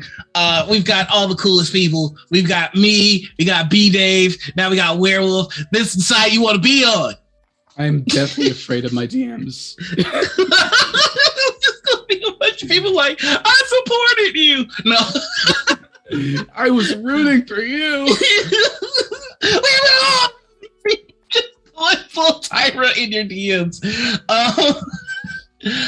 You know what? To date, I don't think being on this show has gotten anybody any mean DMs, and like that's the next achievement. Like I want somebody to like really be mad somebody's on the show. So we got to make that happen. But the next question is, if you could play with any 5 people in the world that are alive right now, you get to choose who's GM, any 5 people at all, celebrities, politicians, academics, anybody, who would you pick? Oh my God. Oh, that's wonderful. Hard. That's yeah. I have to think about it. Look, so first of all, I'm going to be honest. A lot of them aren't going to be celebrities because I don't really want to play with people I don't know. That's not really my thing. Although some people who I've seen on the YouTubes, those are people who I do want to play with. Yeah. Right. Like, could you imagine just sitting in the cast of LA by Night for a day? Not even say anything, just sitting there as an NPC that says nothing and watching that happen live. I've already signed up for the LA by Night meet and greet at Gen Con. I am so happy for you. That's gonna be lit. Just get them to sign "Hi Werewolf" on the napkin and bring it back. It's great. I can't even get to you, so just mail it. Mail me a napkin. What? Oof. Okay. So first of all, I'm thinking about the like enormous amount of wonderful people of color in the industry. You know, that's where my first thought goes to. So I am thinking like people like Jasmine, that bronze girl, Bular, and I'm thinking people like Tanya DePass. Right. And B-Dave. But also like lesser known people like Lily Sparks. Like I've got an amazing list because honestly, I just want to play with y'all. I just do. That's all I want out of life. And I especially want to play with people. Oh, Summer Vapria. Yeah, Abria. Summer Abria. Yeah, like that. Obviously, why am I not even saying Abria's name? God damn it, Abria. Abria, put that one on the list. Put her on the list. Yo, I feel like we can make that game happen. Like, I think that this could be. Look.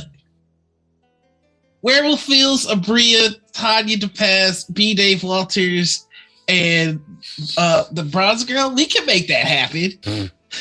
But there's so many more, right? There's like Erika Ishii, like literally every oh my single god, person I want to play with Erika so bad. Right. Erika's golden, and there's even people like Persephora, Sephi. Oh yeah. And I'm naming people who I have not played with before.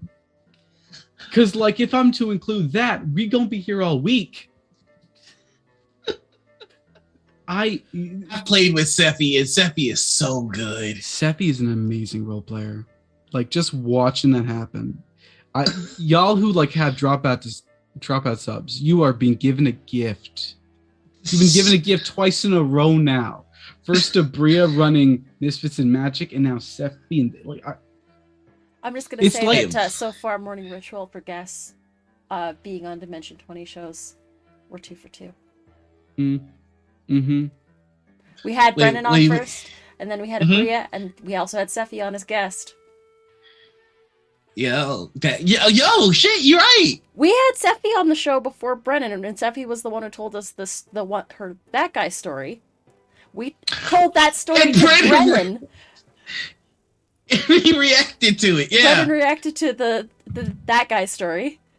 we gotta do better with promoting our show. Listen. We are fucking up. We are fucking up on that. I'm so sorry. They really should pay us for casting. No, I mean, look, I just want to play with Abria. Like if they're just like, here, you get to play in a game with Abria, I'd be like, deal. Yeah. I need to pay $50. I'm gonna go make $50. I'll be right back. We're working on getting a highlight reel together. I just have to get clips to AJ or Husha Kid. Nice. Yeah. I need to get a promo highlight reel, and I need to do a promo video for the channel. And I'm paying him for both.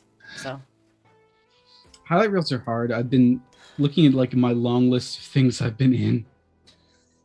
And I'm like, I don't want to go through this and figure out what I like about myself. Yeah. That's the hardest part, is rewatching all the old footage. Like I have like a quick little highlight reel just to do it as a concept, because I needed it for something that I applied for. They were just like, just a quick 3-minute highlight reel, and I was like, all right, fine, you just put it together. But like for an actual good one that shows the best of everything, you're absolutely right. Going through all that footage is rough. Speaking of which, this is why, like, if you're a friend of like the channel, or you're a friend of someone on the channel, or you're just a friend of like people who you watch stream, clip shit. Yeah. Clip it and send it to them. Like, DM them with clips if you know them personally. Do not DM people you do not know. But like, DM people if you know them personally with clips of their shows, or like a timestamp on a YouTube video that you enjoyed them in, because like that takes seconds for you, but could take hours for us. yeah, we are on the Critical Discord. We've got an actual channel for clips, for show clips, and it is a lifesaver that I can just scroll through that Discord thread and like pick and choose certain moments from certain shows. Mm-hmm. It's so good. It's such a handy tool to have a community that like likes to chronicle our exploits for good or for ill. Yeah, and that's kind of that's how I was able to put together the really quick highlight reel, because there were clips already made available, but like it doesn't span the whole of my career doing this. And yeah, that's absolutely the best way to support a streamer, or a streamer that you really like, is just by going, these were the moments where you shined. Yeah. I should mention that includes, by the way, streamers who don't stream on their own. Because like I guess at this point I'm a streamer, and I'm on other people's channels for the most part. Literally, I can't access their VODs as easily as I'd like to. If you could send me a clip of something you like me in, you've made my week. Yeah, You're legitimate, especially because I can't keep track of them all. Y'all, have you seen how much shit I do? I haven't taken a nap in 24 years. Go ahead. No, I was just going to say, I always tell people, like, however busy you think your favorite streamer is, you need to factor into that behind the scenes, they're also scheduling the stuff that you see them in. So for every one project that you see them in, add at minimum 30 minutes of scheduling. And that's being very gracious. Because oftentimes it's like, all right, does this date work for you? Does this date work for you? Oh yeah, this date works for me. Oh crap, last second, so sorry. Like I actually had something else. So. And it is just like, it's like with anything. Like you watch your favorite TV shows and it's just like, oh, this is a great show. But what you have to understand is like, there's the production team behind it. There's so much going on behind the scenes of your favorite content that if if you could alleviate just a little bit of that by going, hey, here's some clips and you kick the ass in, that is the quickest way to like ingratiate yourself to them. And like, I personally, I just think that would be pretty fucking dope. Yeah, I'm a big fan of like, look, I don't have much money. Straight up. I know when it comes to privilege, I got really privileged in the gender department. Literally everywhere else I somehow fall short. It sucks. But what I'll say is this, like, if you can't support your favorite streamers or your favorite content creators with cash, right? Either tip them through Ko-fi or PayPal or whatever, or like if they have their own channel, tips and bits and subs. If you can't do that, there's still other ways. You can clip the hell out of everything. You can retweet every single project that they're on. You can show up in chat, say hi. That helps Even with the algorithm. retweeting the go live posts. Yeah. You go you go on like YouTube, see the VOD, click the like button, exit the VOD. It's fine, right? I'm gonna keep it a buck with y'all. There have been a couple of shout out posts where like somebody's just like, hey, tell me who's not getting attention to that shit, or hey, tell us who your favorite streamers are. And like whenever one of y'all is just like, oh, you should check out Noir, I fucking cry a little bit.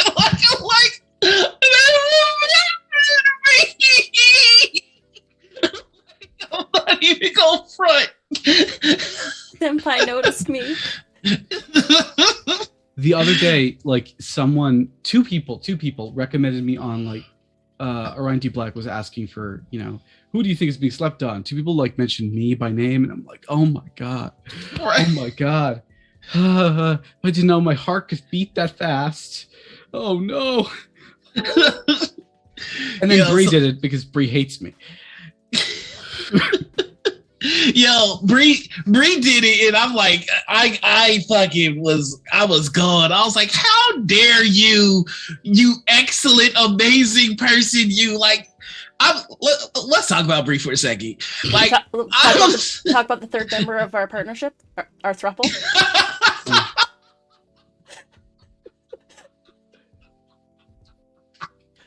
Let me tell you about my third partner, Bree.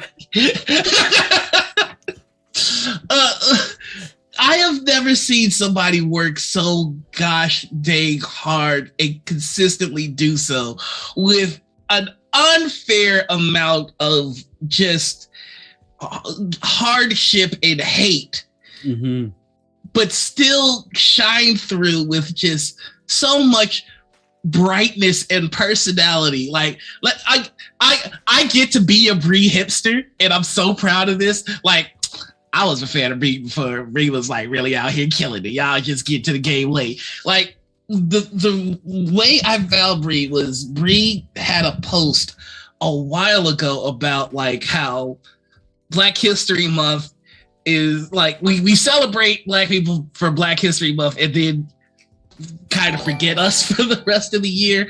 And my frustrations, like, I was like big mad about it. I was just sitting at the keyboard making drafts like, this is some bullshit. And it just, nothing I wrote came out right. And then I was just like, fuck it. And then I scroll and I see Burrito, and there's just this elegant post, perfectly worded, saying everything I was feeling, but just in a way that was cognizant of the people reading it, the target audience, and it was just everything. And I was like, well, that's a follow. I will freely admit I'm a super new Bree fan. I only like got into Bree. It's still valid to be a fan of Bree. Doesn't matter when you join the fandom. Yeah. I mean, I'm a big fan of their new stuff. No. But no, I've enjoyed. Well, enjoyed is the wrong word because I am friends with Bree now, like legit friends with Bree, to the point where they're probably like rapidly typing in my Discord DMs about why won't I stop right as we speak. However, like, one thing that I really noticed about her is their ability to be open and emotional and honest with no like, yeah, literally as I was saying, thank you, Brie, thank you. But like there's that barrier that a lot of people have to talking about difficult topics, about being emotional when it comes to difficult topics. Brie bulldozes that barrier and helps others do so all the time too. And I'm gonna level with y'all when it comes to empathy. I'm a very empathetic person, literally, and that's not a good thing.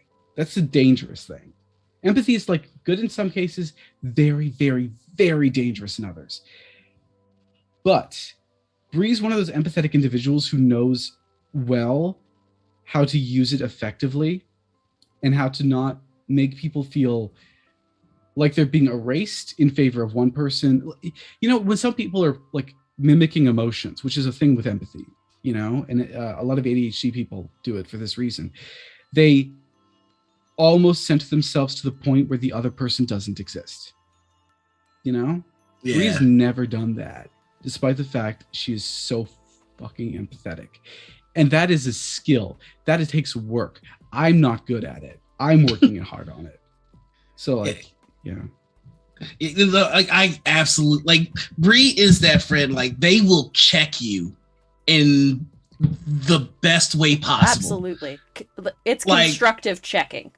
Mm-hmm. Is it, like that? I can't tell you the amount of times where I've gotten DMs like, "Hey, you are letting yourself get steamrolled. You need to knock it the fuck off." And it's just like, yeah, I needed that because like you said, like I'm empathetic to the point where it's just like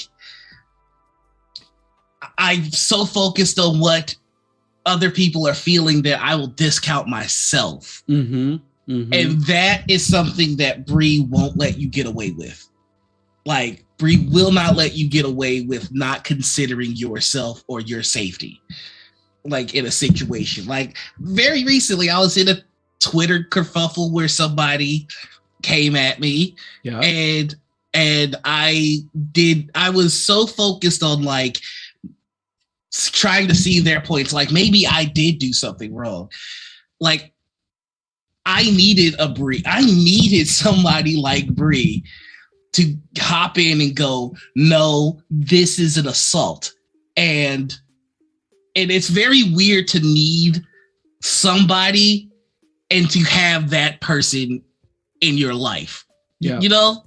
And like I am fortunate in the sense that I have so many amazing people around me that like I will have problems in my life that are shaped like them.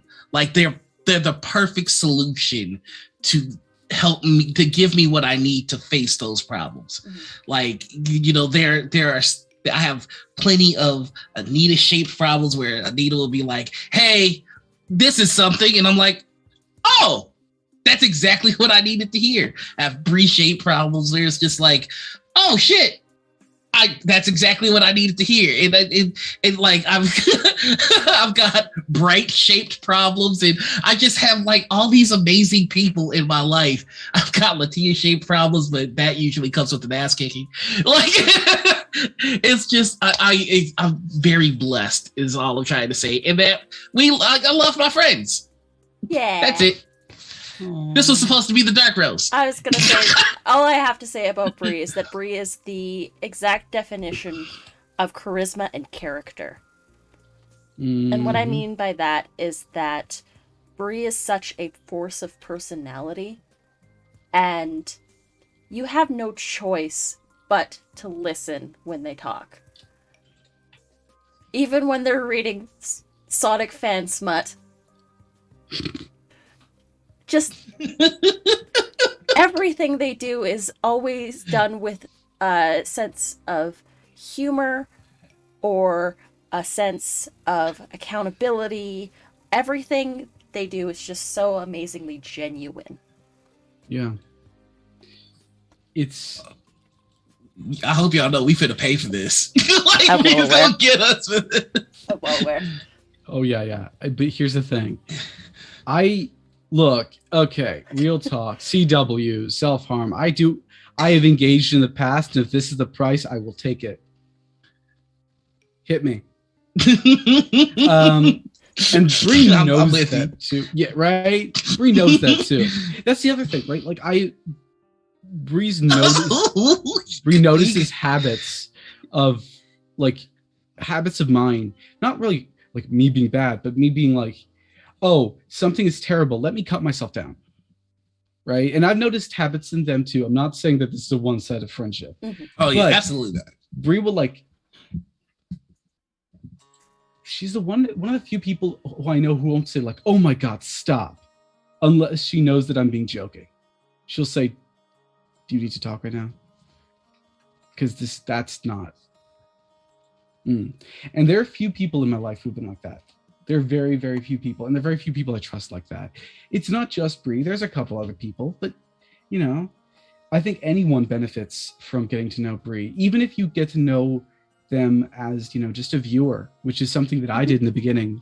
Even if that was our relationship right now, I'd still be very, very thankful to have her around. I was just gonna say, the reason that I'm keeping so much love on Bree is because I don't know why, but Bree is a favorite target to some really shitty people. Oh, absolutely. I mean, dark-skinned femme, queer femme. So it's just I feel like you need to make sure that the people in your life that matter and make the scene better, you give them their roses. Mm-hmm. We'll give Bree all the roses. Yeah, you gotta it's not just like finding the right people. You gotta make sure that those people feel supported by you, because no one can read inside your brain, and people are gonna make mistakes. You got to sometimes take a deep breath and work for a relationship, and that is something that Bree does. That's something very few. There's not enough wonderful people who are willing to do that, and that's unfortunate because all relationships were built upon a foundation of work. Did you have more questions for me, or was this just? Oh, this turned into Bree Love Hour, didn't it? Yeah, no, I've got more questions for you. We're gonna hit them. Okay, we still have the question, which is like the crux of what the show has become. But this all started with picking your five people you wanted to play with, and I think we got a good idea of that. The next question is, if you've been in the tabletop community for long enough, you probably had the misfortune of sitting at a table with a that guy. If you are unfamiliar with what a that guy is, that is someone that is a black hole of fun at the table. Somebody who, if they were yeeted into the sun, your experience at the table would be elevated tenfold. In the past, we have had that guys as minor as people who have railroaded campaigns, and as major as the biter gaslighter, somebody who bit a player and then acted as if they didn't. And I don't mean in character. I mean they bit the person in real life. And then acted like they did not do that. What the fuckity fuck? Sorry, that wasn't supposed to come out of my mouth. Everyone has the same reaction to that story. Everybody has the same reaction to that one. So the question is, who is your that guy? Or do you have a that guy story? Oh, yeah, of course I do. So this is the thing where people do talk about, privilege, and I do have privilege, right? Mm-hmm. Being male, being cisgender, that comes with privilege. But the way we talk about privilege often is centered in a very white gaze. So we don't talk about how sometimes that, look, I'm a dude. You think I'd be safe? No. I've had a person who took offense to literally everything I did during a campaign and tried to kill off my character more times than I can count. And because I kept on rolling well to survive, like by the end, they were legitimately throwing a fit because I was good at role playing. Oh, okay. Bring me into like I have two questions, but bring me into like what were you doing that upset them so much? Like what like I'm not like blaming you, but like can you give us some examples? Role playing. It was D&D. So sometimes I'd be like, oh, okay. So there was this thing where like a big bad guy, sits upon a throne of gold or whatever and wants gifts or anything. And I'm a warlock. So I take my pact weapon, I wrap it up in a carpet I see over there. And it's a pact weapon. It's really pretty. And I present it. And it's like, oh, they're going to see through like roll. And I beat the roll. It's like, it's only going to work for a very short time. Like, that's all time we need to pass by this room. So I'm good with that. And it's like, then he started adding like extra frost giants. I have a line about spiders. Don't know how many times that was being bulldozed over to the point where I was like, after watching like another torture session, I was like, so this castle is coming down all around you. What do? I just reached 5th level. I turn into a bird and fly away. And that was my last session.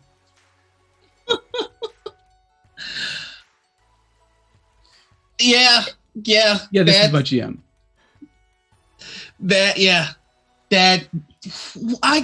It sounds like you had what I like to call PvP GM, who like it's less about telling a story and more about them winning.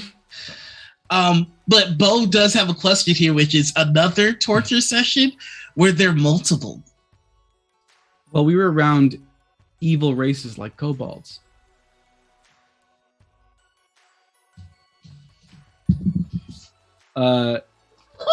Can someone redeem a hydrate for Noir, please?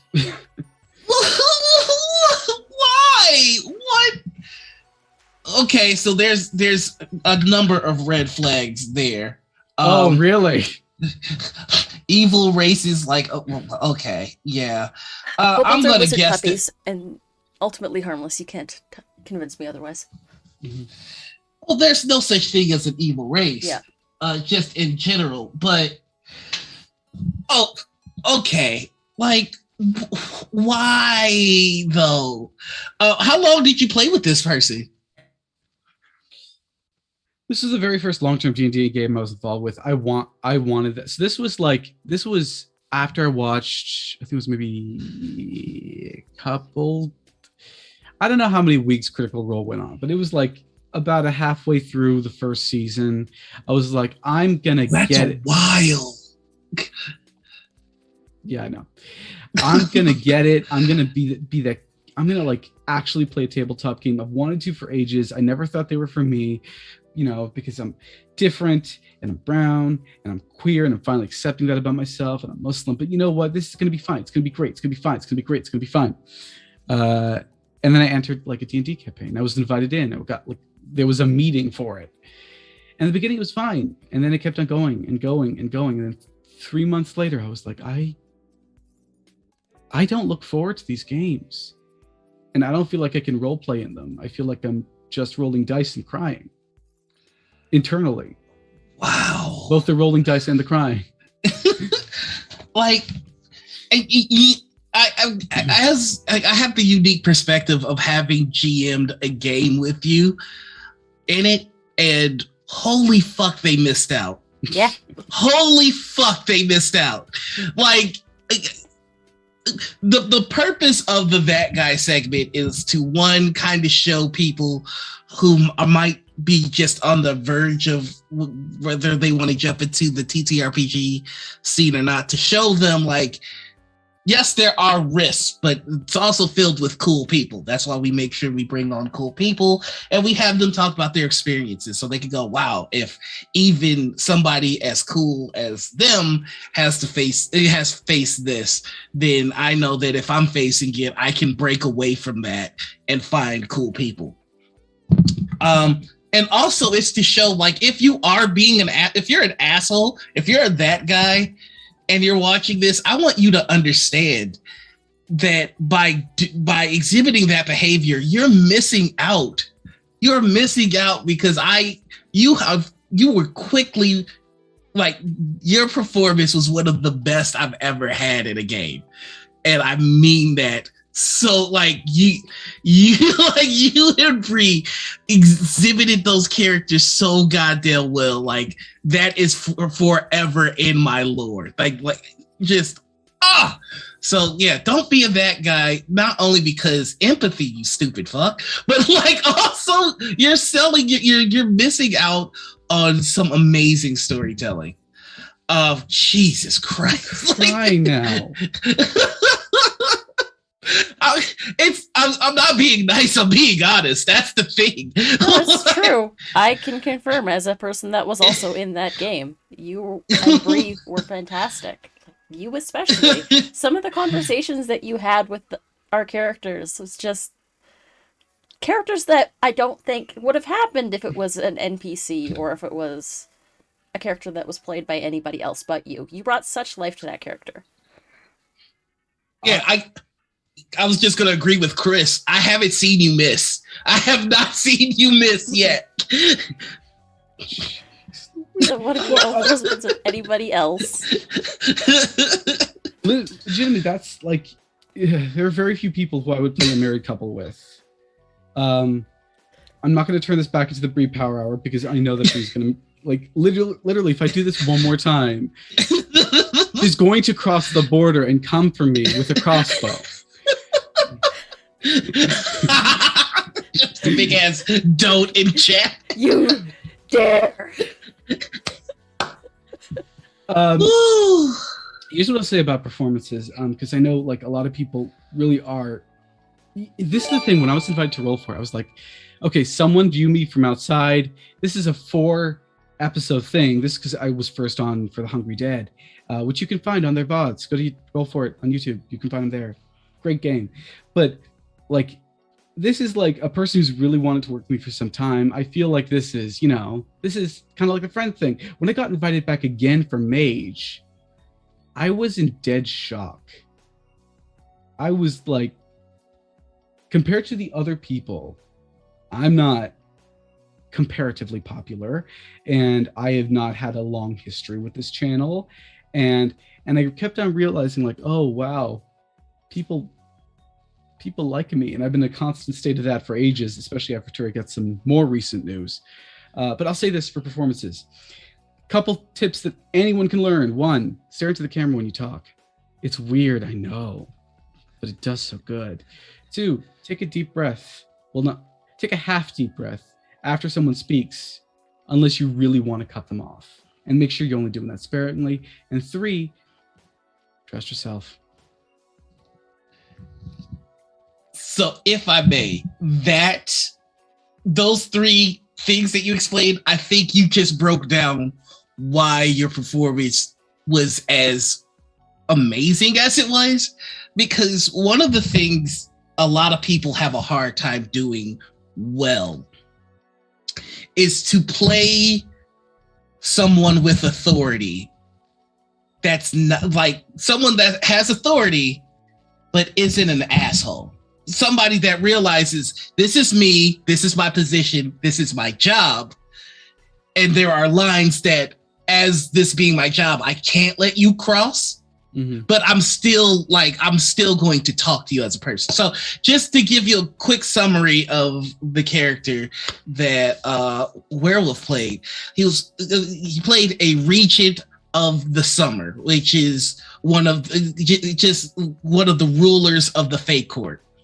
And we had a couple of outsiders that were trying to get into the Feywild, and his character was a guard of that. So it was very much why should we let you go to our sacred lands? And it was very forceful, very understated, and very thoughtful. And it was just so good. I highly recommend checking out that episode of Kingsguard, not because it's my show, but seriously because Bree and Werewolf's performance were just so, like, they played 2 different types of rulers. Bree played a very laissez-faire type ruler, which is just Yeah, okay. Let's do the ruling thing. And Werewolf played a very just on top of it type A, just okay, what's going on here? Let me get a full understanding. And it was just so good. So fucking good.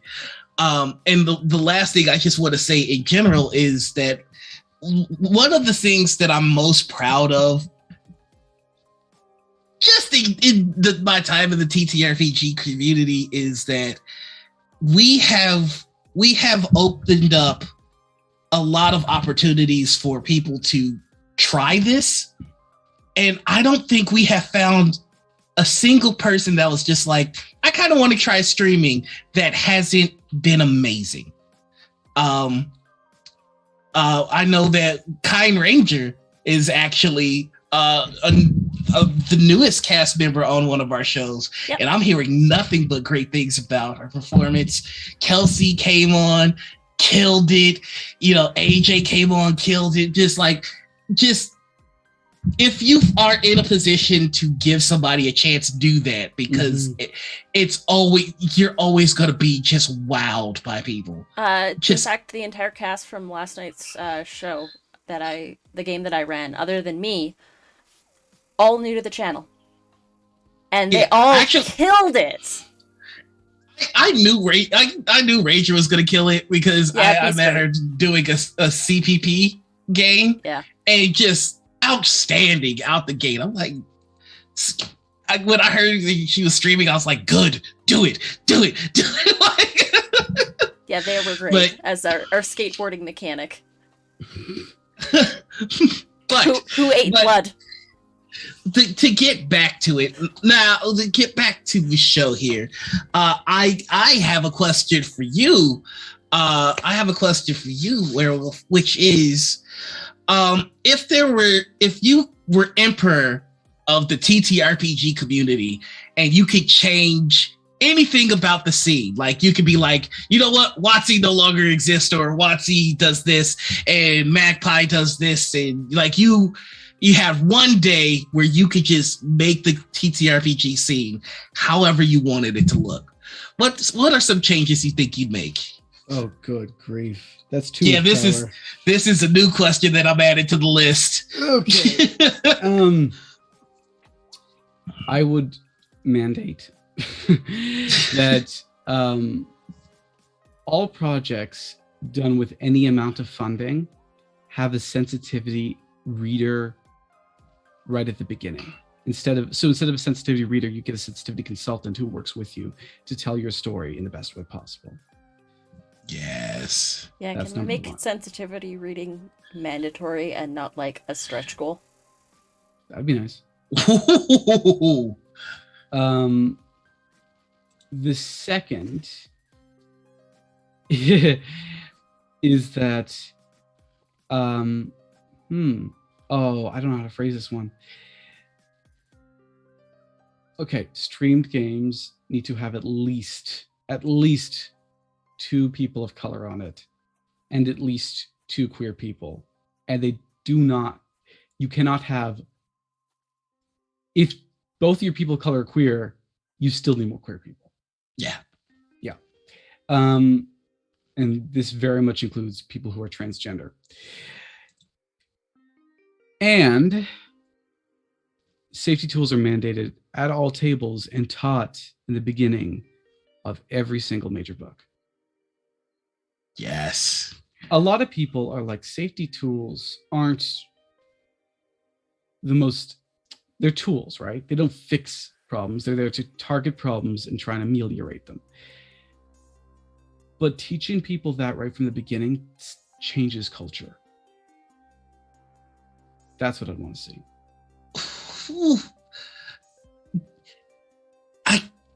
I like that so much, because there are rules to all of the games that we play.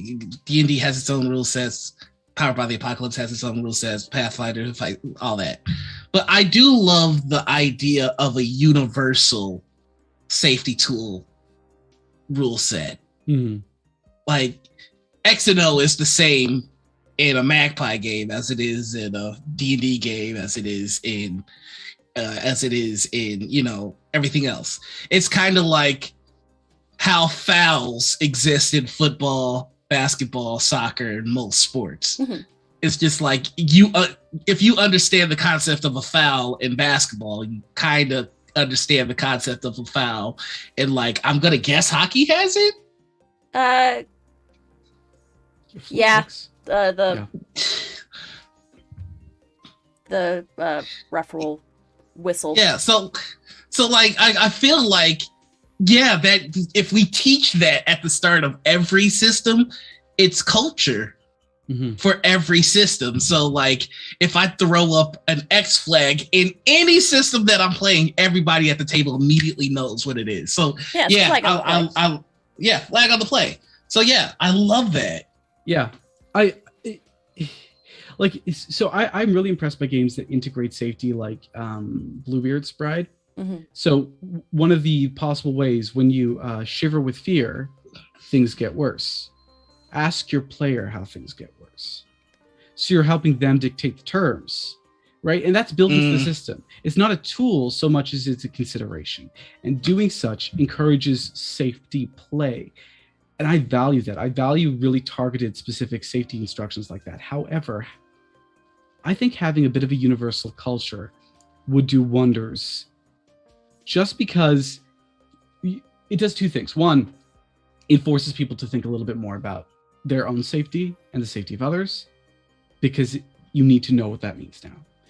And two, X cards are wonderful, but they do stop play. And a lot of people don't want that. So now it forces game writers to think, okay, how do I write in such a way that the X cards are used are minimized because they're going to be used regardless.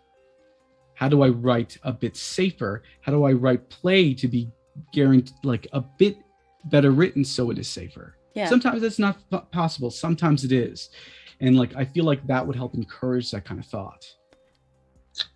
It's like the TTRPG safety toolkit. You go over that with in your session 0, where you have your red, yellow, and green subject matter, and you make sure that what you write has those considerations in mind. Yeah. Okay. Like, we have that for sessions. We have that for campaigns. We don't have that for games itself, really. Not yet. I really like that. So collectively, your changes are making sure that diversity isn't shallow. Mm-hmm. Which I immediately love. Safety consultants and readers mandatory for projects, and a universal safety tool for games, which really, really flipping cool. And the reason that I like asking this question now, we started it last week with the Chromatic Chimera team. Is because I just love the ways that the people in the space would fix the space. One of the examples that, or some of the things that the Chromatic Chimera team suggested was a complete overhaul of the WotC team, with more people of color, queer people in positions of actual power. Hire the contractors, essentially. And matching the promotional budget with the accessibility budget. So for every dollar you spend to promote a project, you have to then match that dollar to making the product as accessible as possible. Just stuff like that. So you combine that with, what you're saying. Essentially, everybody in the space knows that the way that we make this space better is by opening it up and making it better and making it accessible and making it diverse. Because it's 2021 and there should be no all white streets, y'all. Come on. Why does that keep happening? What are we doing? What are we doing? Like, you know, sometimes I get it. You're like, we're literally best friends who met in kindergarten and we're sitting around the table. First, I do question why you don't have any friends of color. Not gonna lie, that didn't want to hang out with you. But at the same time, fine, you're just hanging out for you. But once you start like really making money, why aren't you passing that around? Because you're not friends anymore, you're a business. Yeah. Right? Sometimes you're still friends, but like you can be friends in a business, and the part of being a business is acknowledging where you fall short and working to fix that. It's not enough to build like diverse lore. You got to have people representing themselves, because you know you get the opportunity to tell stories. Like the character I'm building for Roll For It. Do you really think that a Muslim light mage with true faith would be a thing on their stream had a Muslim not shown up on it? And I say this with love to them because they're giving me an opportunity, and also we haven't started the campaign yet, so I don't want them to hate me. But legitimately, like they're giving me the opportunity to share a story. I'm super excited for that, and this is the second time they've done so. Don't get me wrong, that's good. However, if it wasn't for inviting me or some other Muslim, there are others, that's a story that probably never would have gotten told on the channel. Yeah, and these are stories that need to be told. Right. Like, because we've seen the same stories over and over again. It's true. It's true. I mean, it's unfortunate. Yeah. I think one of the best things about like some channels is that they do bring on some incredible talent who want to tell a story that is somewhat different. So they draw from a multitudinous amount of sources to build something that is relatively unique. I've seen that happen on some great channels. However, where are those sources? What are those sources? Yeah. You have the sources you get from someone like me is slightly different than the sources you get with someone like you, Noir, or you, Anita, right? That's why all three of us should be in a game, because that way we can draw from all three sources and we can do so responsibly. Make you happy. Call us up, Watson, you cowards. No, I'm just kidding.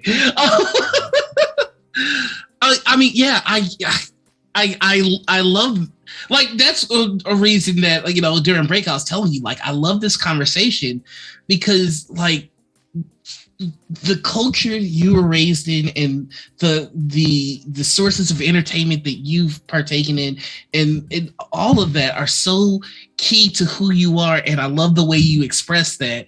And it's like, I get something from talking to you, like, and that's I really can't explain it anything any better than that, because I find it's easiest to learn when you don't realize you're learning. And you are presenting things that I didn't know, or you're presenting them in a depth that I didn't know.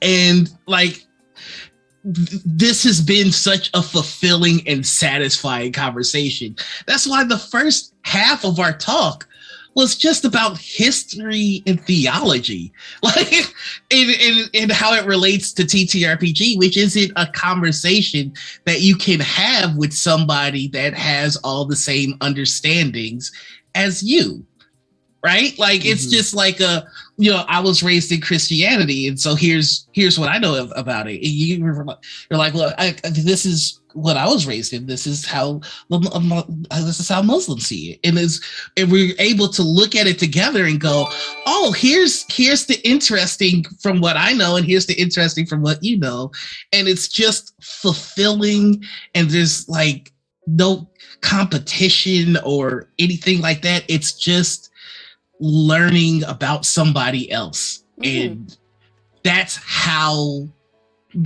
you get inspiration, and that's how you tell great stories, by being around. Like, that's what diversity is supposed to be. It's not it's not, we have to have 2 brown people and 2 queer people and like, well, and then does the promo look like this or does it look like that? Like, true diversity to me is just like, oh my God, I love everything about what I don't know because I'm limited by my own eyes and my own human experience. And you are limited by your own eyes and your own human experiences. So when we get together, our picture widens. And like, and I love that. Like, so anyway, I'm just gushing because this has been one of my favorite conversations in a very long time. You can always tell when I'm like truly taken with the conversation because like half the conversation will just be going, are y'all seeing this conversation? I need to stop that. I'm just going to take a quick second to say, Sphinx, you gifted 100 subs on this channel. Holy shit! Are you okay? Thank you so much. I keep telling y'all that Sphinx is low-key the backbone of our community. And like is doing it so slick, thinking you not notice, but I'm slacking. Ryan. My God. I love this community so goddamn much. And this is why. Like, this is the shit that gives me faith in our scene.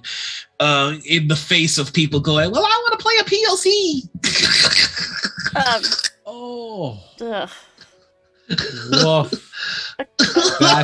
Back to that. Well, this is the counter to that though, and it's so good and pure that it just makes that shit. It shows you how little that shit is. Yeah. It compares, because when you surround yourself by the negative all the time, like it's very easy to see, like it's very easy to feel like that's all there is. But when you have moments like this with interesting people telling their human experiences honestly and intellectually, wow. I would fumble on the word intellectually. Anyway, when you have conversations like this and you see the good in the scene, it shows you how minimal all that garbage is. It's not anything. It's just persistent. That's it. It's not potent. It's persistent. It can be ignored. But yes, Sphinx, you are the rock star of the TTRPG community. Everybody's getting love today. Everybody. Fuck it.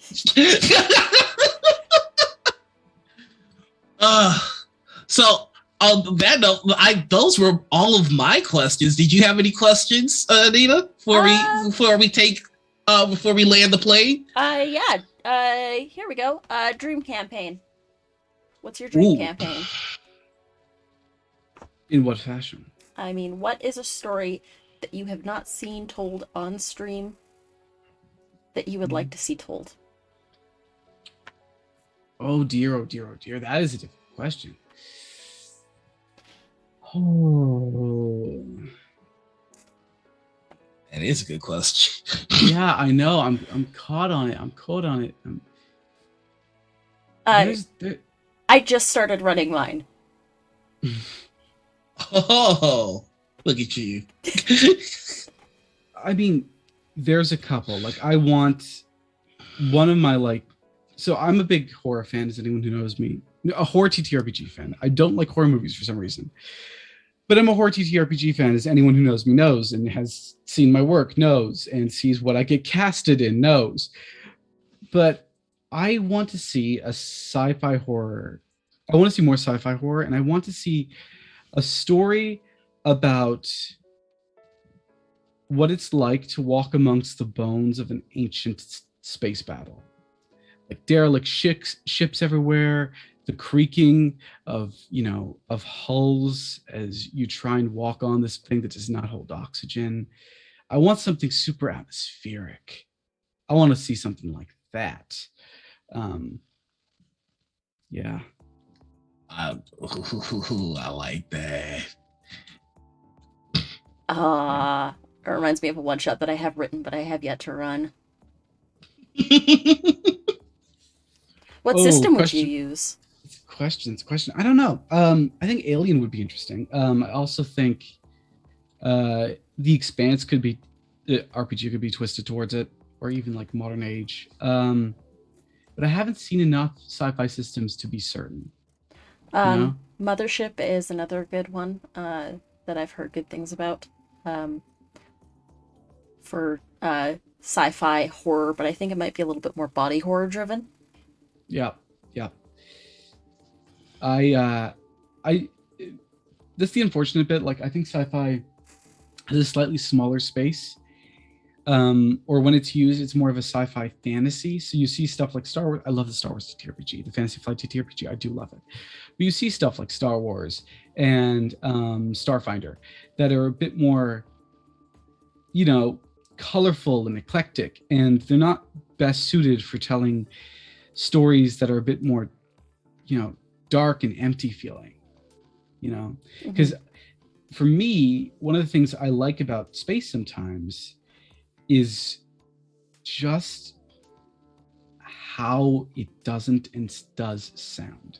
Because sound does travel. It's just a very small spot, like a very small amount of sounds. You hear your foot touching the ground, because you're walking on it. And that sound travels from the hull to your boot, to your leg, through your bones to you.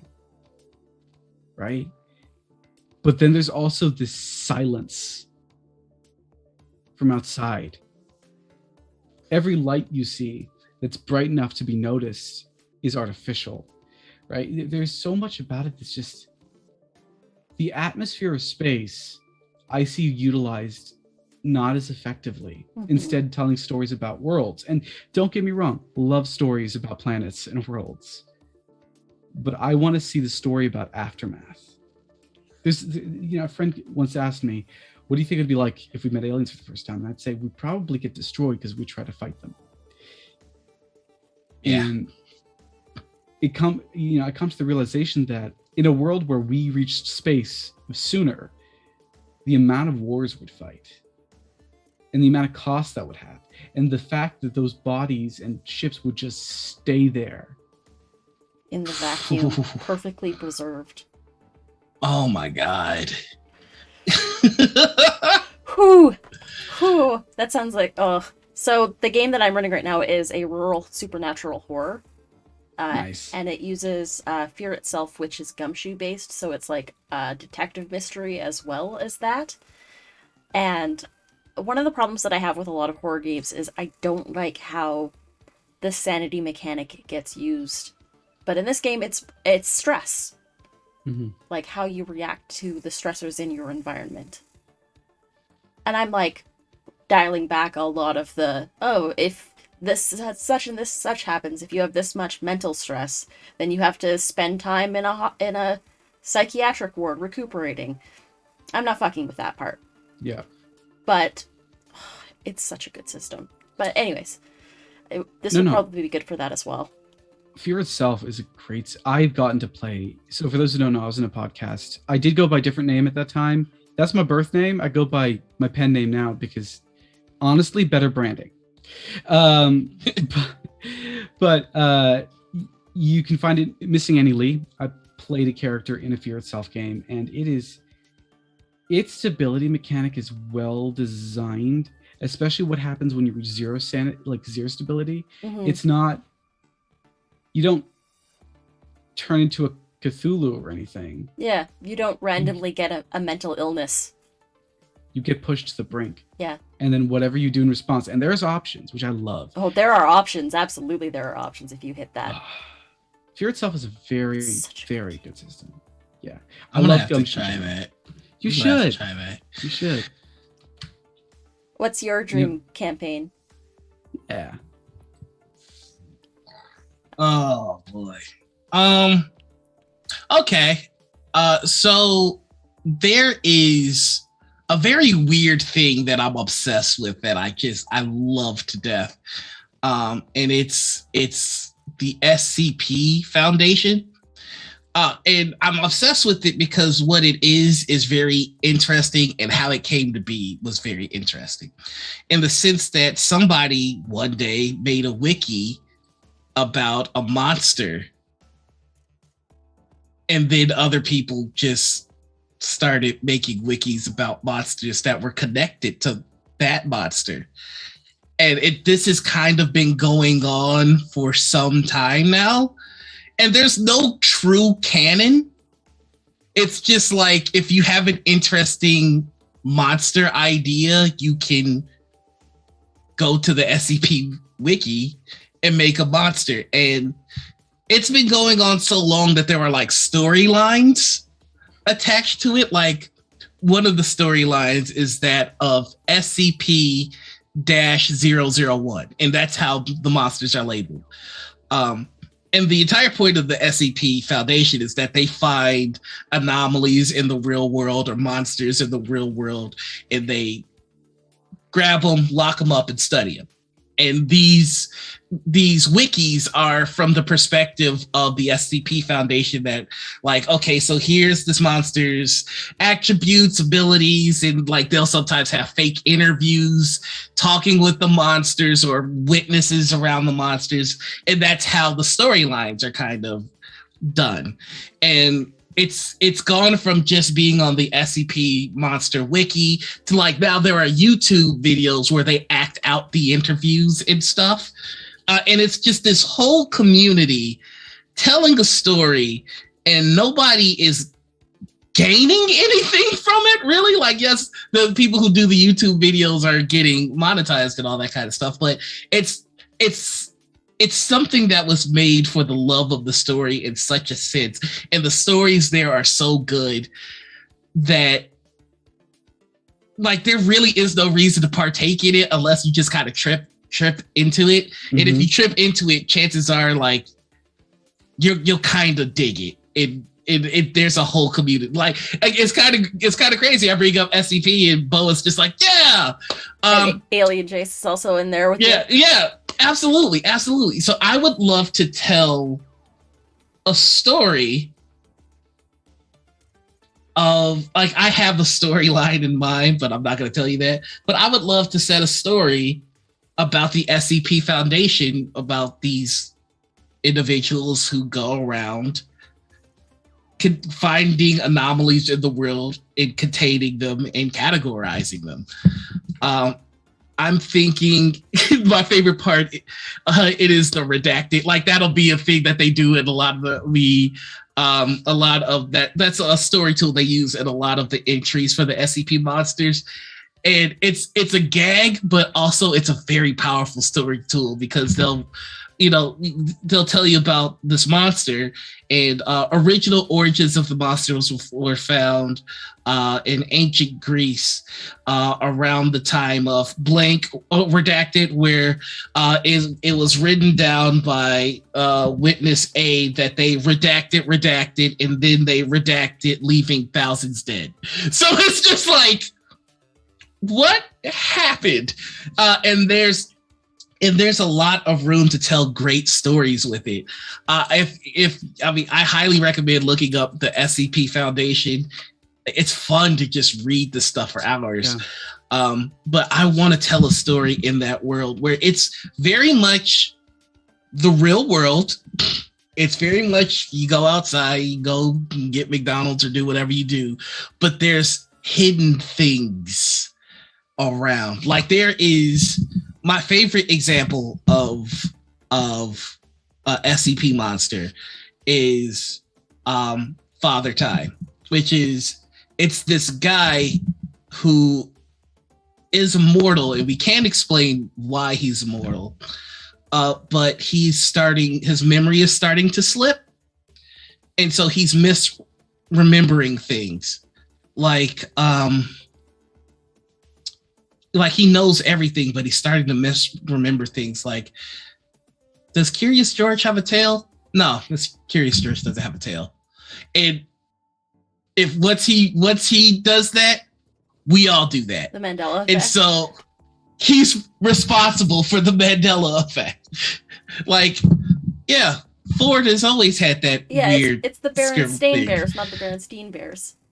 Yeah, so every Mandela effect is caused by him misremembering things. And whenever he misremembers things, we all do. Yeah. And Britney Spears didn't have a microphone in the Toxic music video. Fascinating. Yeah, so it's just little things like that. And I really dig it. Go ahead. No, that was the tweet. That's so good. That's so good. If you're in the Critical Misses Discord, I'll send you a link to the video about Father Time, because the way they describe him, it's so interesting, because he's just a guy and he doesn't know that he's doing this. And so, like, I want you to imagine if you misremembered something and everybody else had to join you in that. It's such a terrifying concept that I love it. Thanks, Bree. We're starting to slouch. Get cozy and yet uncozy. I have to do lean back. Oh yeah. No, I'm just kidding. All right. But that's my fantasy game. I really want to tell the story of some SCP monsters, because like it really does. I think half of the fun of the SCP stuff is like, how do you deal with this? Like, if you find this guy who's responsible for misremembering things, what do you do with him? Like, like they allude to the SCP using him to misremember big event, like major things, major fuck ups that countries make. So like at the time that they do something major, they'll feed him false information about it. And he's like, oh, that's what happened? Okay. And that's what we all think. That's messed up. Like, there is the story of how, well, it's not a story, this is fact. One of the plans for us dealing with Cuba was we were going to do a false flag attack, and the United States government was going to attack Florida and blame it on Cuba, which would give us the excuse to go to war. Yeah, that file got released recently. Yeah, look that up. That's real. In this, it happened. It didn't go the way the government thought, so they were just like, nope, that didn't happen. He's like, oh, okay. And so we don't remember it. You do nothing. Some people need a whole lot of leave alone.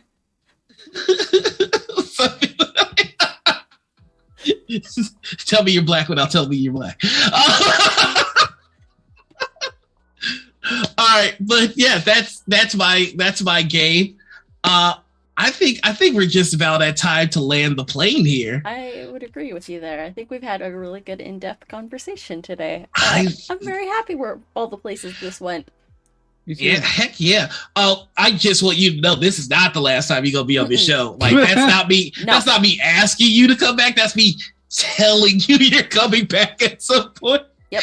But that has been our show. We're going to start our outros. But before we start our outros, I do want to hit again that we are trying to get a live show at Gen Con. So if you can show us any love on Twitter using the hashtag Morning Ritual Live and the hashtag Gen Con, that would help us out immensely. Just a single tweet, or if you see a tweet, retweet that tweet. Just show some love for the show. We're gonna do our best to really kick up the promotion of our show in the next couple of weeks. Highlight reels and the whole shebang. But yeah, that's been our show. I've been your host, Noir. You can find me all over the internet as TheNoirEnigma. That's Twitter, Twitch, YouTube, TikTok, and Instagram. I've got projects coming up. I'll update my pin tweet soon so you can find out where to find me. But that's me, so I'm gonna pass it on down to the next host, Nita. I have the ball. Hi, I'm Anita or Panita or Critical Misses. You can find me on everywhere as at Panita or at Critical Misses. I'm a TTRPG streamer, graphic designer, talk show host, producer, and cat mom about the space. So yeah, that's the thing. I do things. I'm here Mondays for Kingsguard, our Roll20 Spotlight show. I produce behind the scenes on Wednesdays for our new Humblewood game that's coming. That's run by Avalon, or A Cat Attack on Twitter, and a fantastic cast that we've got lined up for that. Tuesdays, you can find me over on Tall Squall's channel for The Hollowed. We are about halfway through that campaign, and it's going to be a fun, horrific time. Wednesdays, you can also, earlier in the day, you can find me on Vancouver by Night's Twitch channel for a Changeling the Dreaming game, where I play a sweet fae Eshu who remembers literally everything, because I picked eidetic memory and all of their remembrances. Toronto by night. Toronto by day. Toronto by day. Tales from the Rookery is our Changeling the Dreaming game. And Thursdays, I don't really do anything. Fridays, I run a game on this channel. I run a rural supernatural horror set in southeastern British Columbia, in the fictional town of Hobbsfall, British Columbia. And I have an amazing cast for that as well. And that's Friday evenings. It's called The Growing of the Dim. Check me out there on the things. Or follow me on the Twitters. You know what to do. That's me. And finally, our guest. Yeah. What? You got it. Hold on. You got it. Okay. I'm out of breath now. Hey.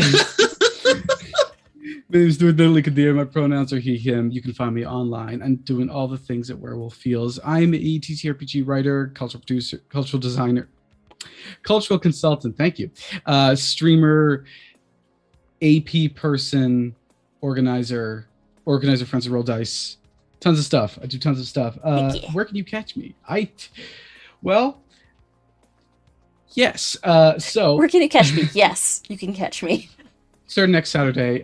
This is, again, a little secret, but it will likely be announced today or tomorrow. On Roll For It, you can catch me playing Mage the Ascension, but we're doing a 5th edition hack of it using V5 rules. Every Saturday for 12 Saturdays in a row, playing Riyadh Hassan, PhD. This can be fun. If you are interested in seeing some Monster Hearts, check me on Eva Serate's channel every Sunday. That's tomorrow until the end of August. There's more Sunday stuff on the way, I promise. But we've only got a few episodes left, so come and tune in to see Tam, the creature, try and protect his river, which has been super, super fun. You can also catch... Where else can you catch me? I don't know. Alabaster Kingdom has just been announced. I can't announce where it's happening yet, but I can announce that it's a thing. It's a D&D game. That's right, I'm in D&D now. And it'll be happening in September, so keep your eyes out on for that. Other things to announce, I'm going to be involved in a Kickstarter in September, but I can't announce it just yet. This is one of the reasons why following me is a good idea. I'm doing the writing, I'm doing the reading, I'm doing all the things. And eventually, of course, you can catch me for an episode or two of D&D here to play the Regent of Summer again, hopefully with other regents in tow. Oh, yeah. Mm-hmm. I may have heard back from one of the regents that we discussed, but I will never know. I will never tell. But that's been our show. Thank you all so much for your support in advance. Again, the hashtag Morning Ritual Live and Morning Ritual Live and Jim Con. Thank you so much. We're going to go ahead and we are going to raid our friend. Has a unbirthday stream right now. Oh, well, let's go wish Jess a happy birthday. Happy unbirthday. A very merry unbirthday. Unbirthday. To you. To you, to you, to you. I don't know what unbirthday is. Alice in Wonderland. Alice in Wonderland reference. But yeah, we are going to go raid GoJG. We're going to go say hello over there. Thank you all so much for stopping by and hanging out. And Werewolf, thank you again for hanging out with us today. Thank you for inviting me. But until next time, the ritual has concluded. Bye, everybody. Mwahaha. That's also sister. Bye.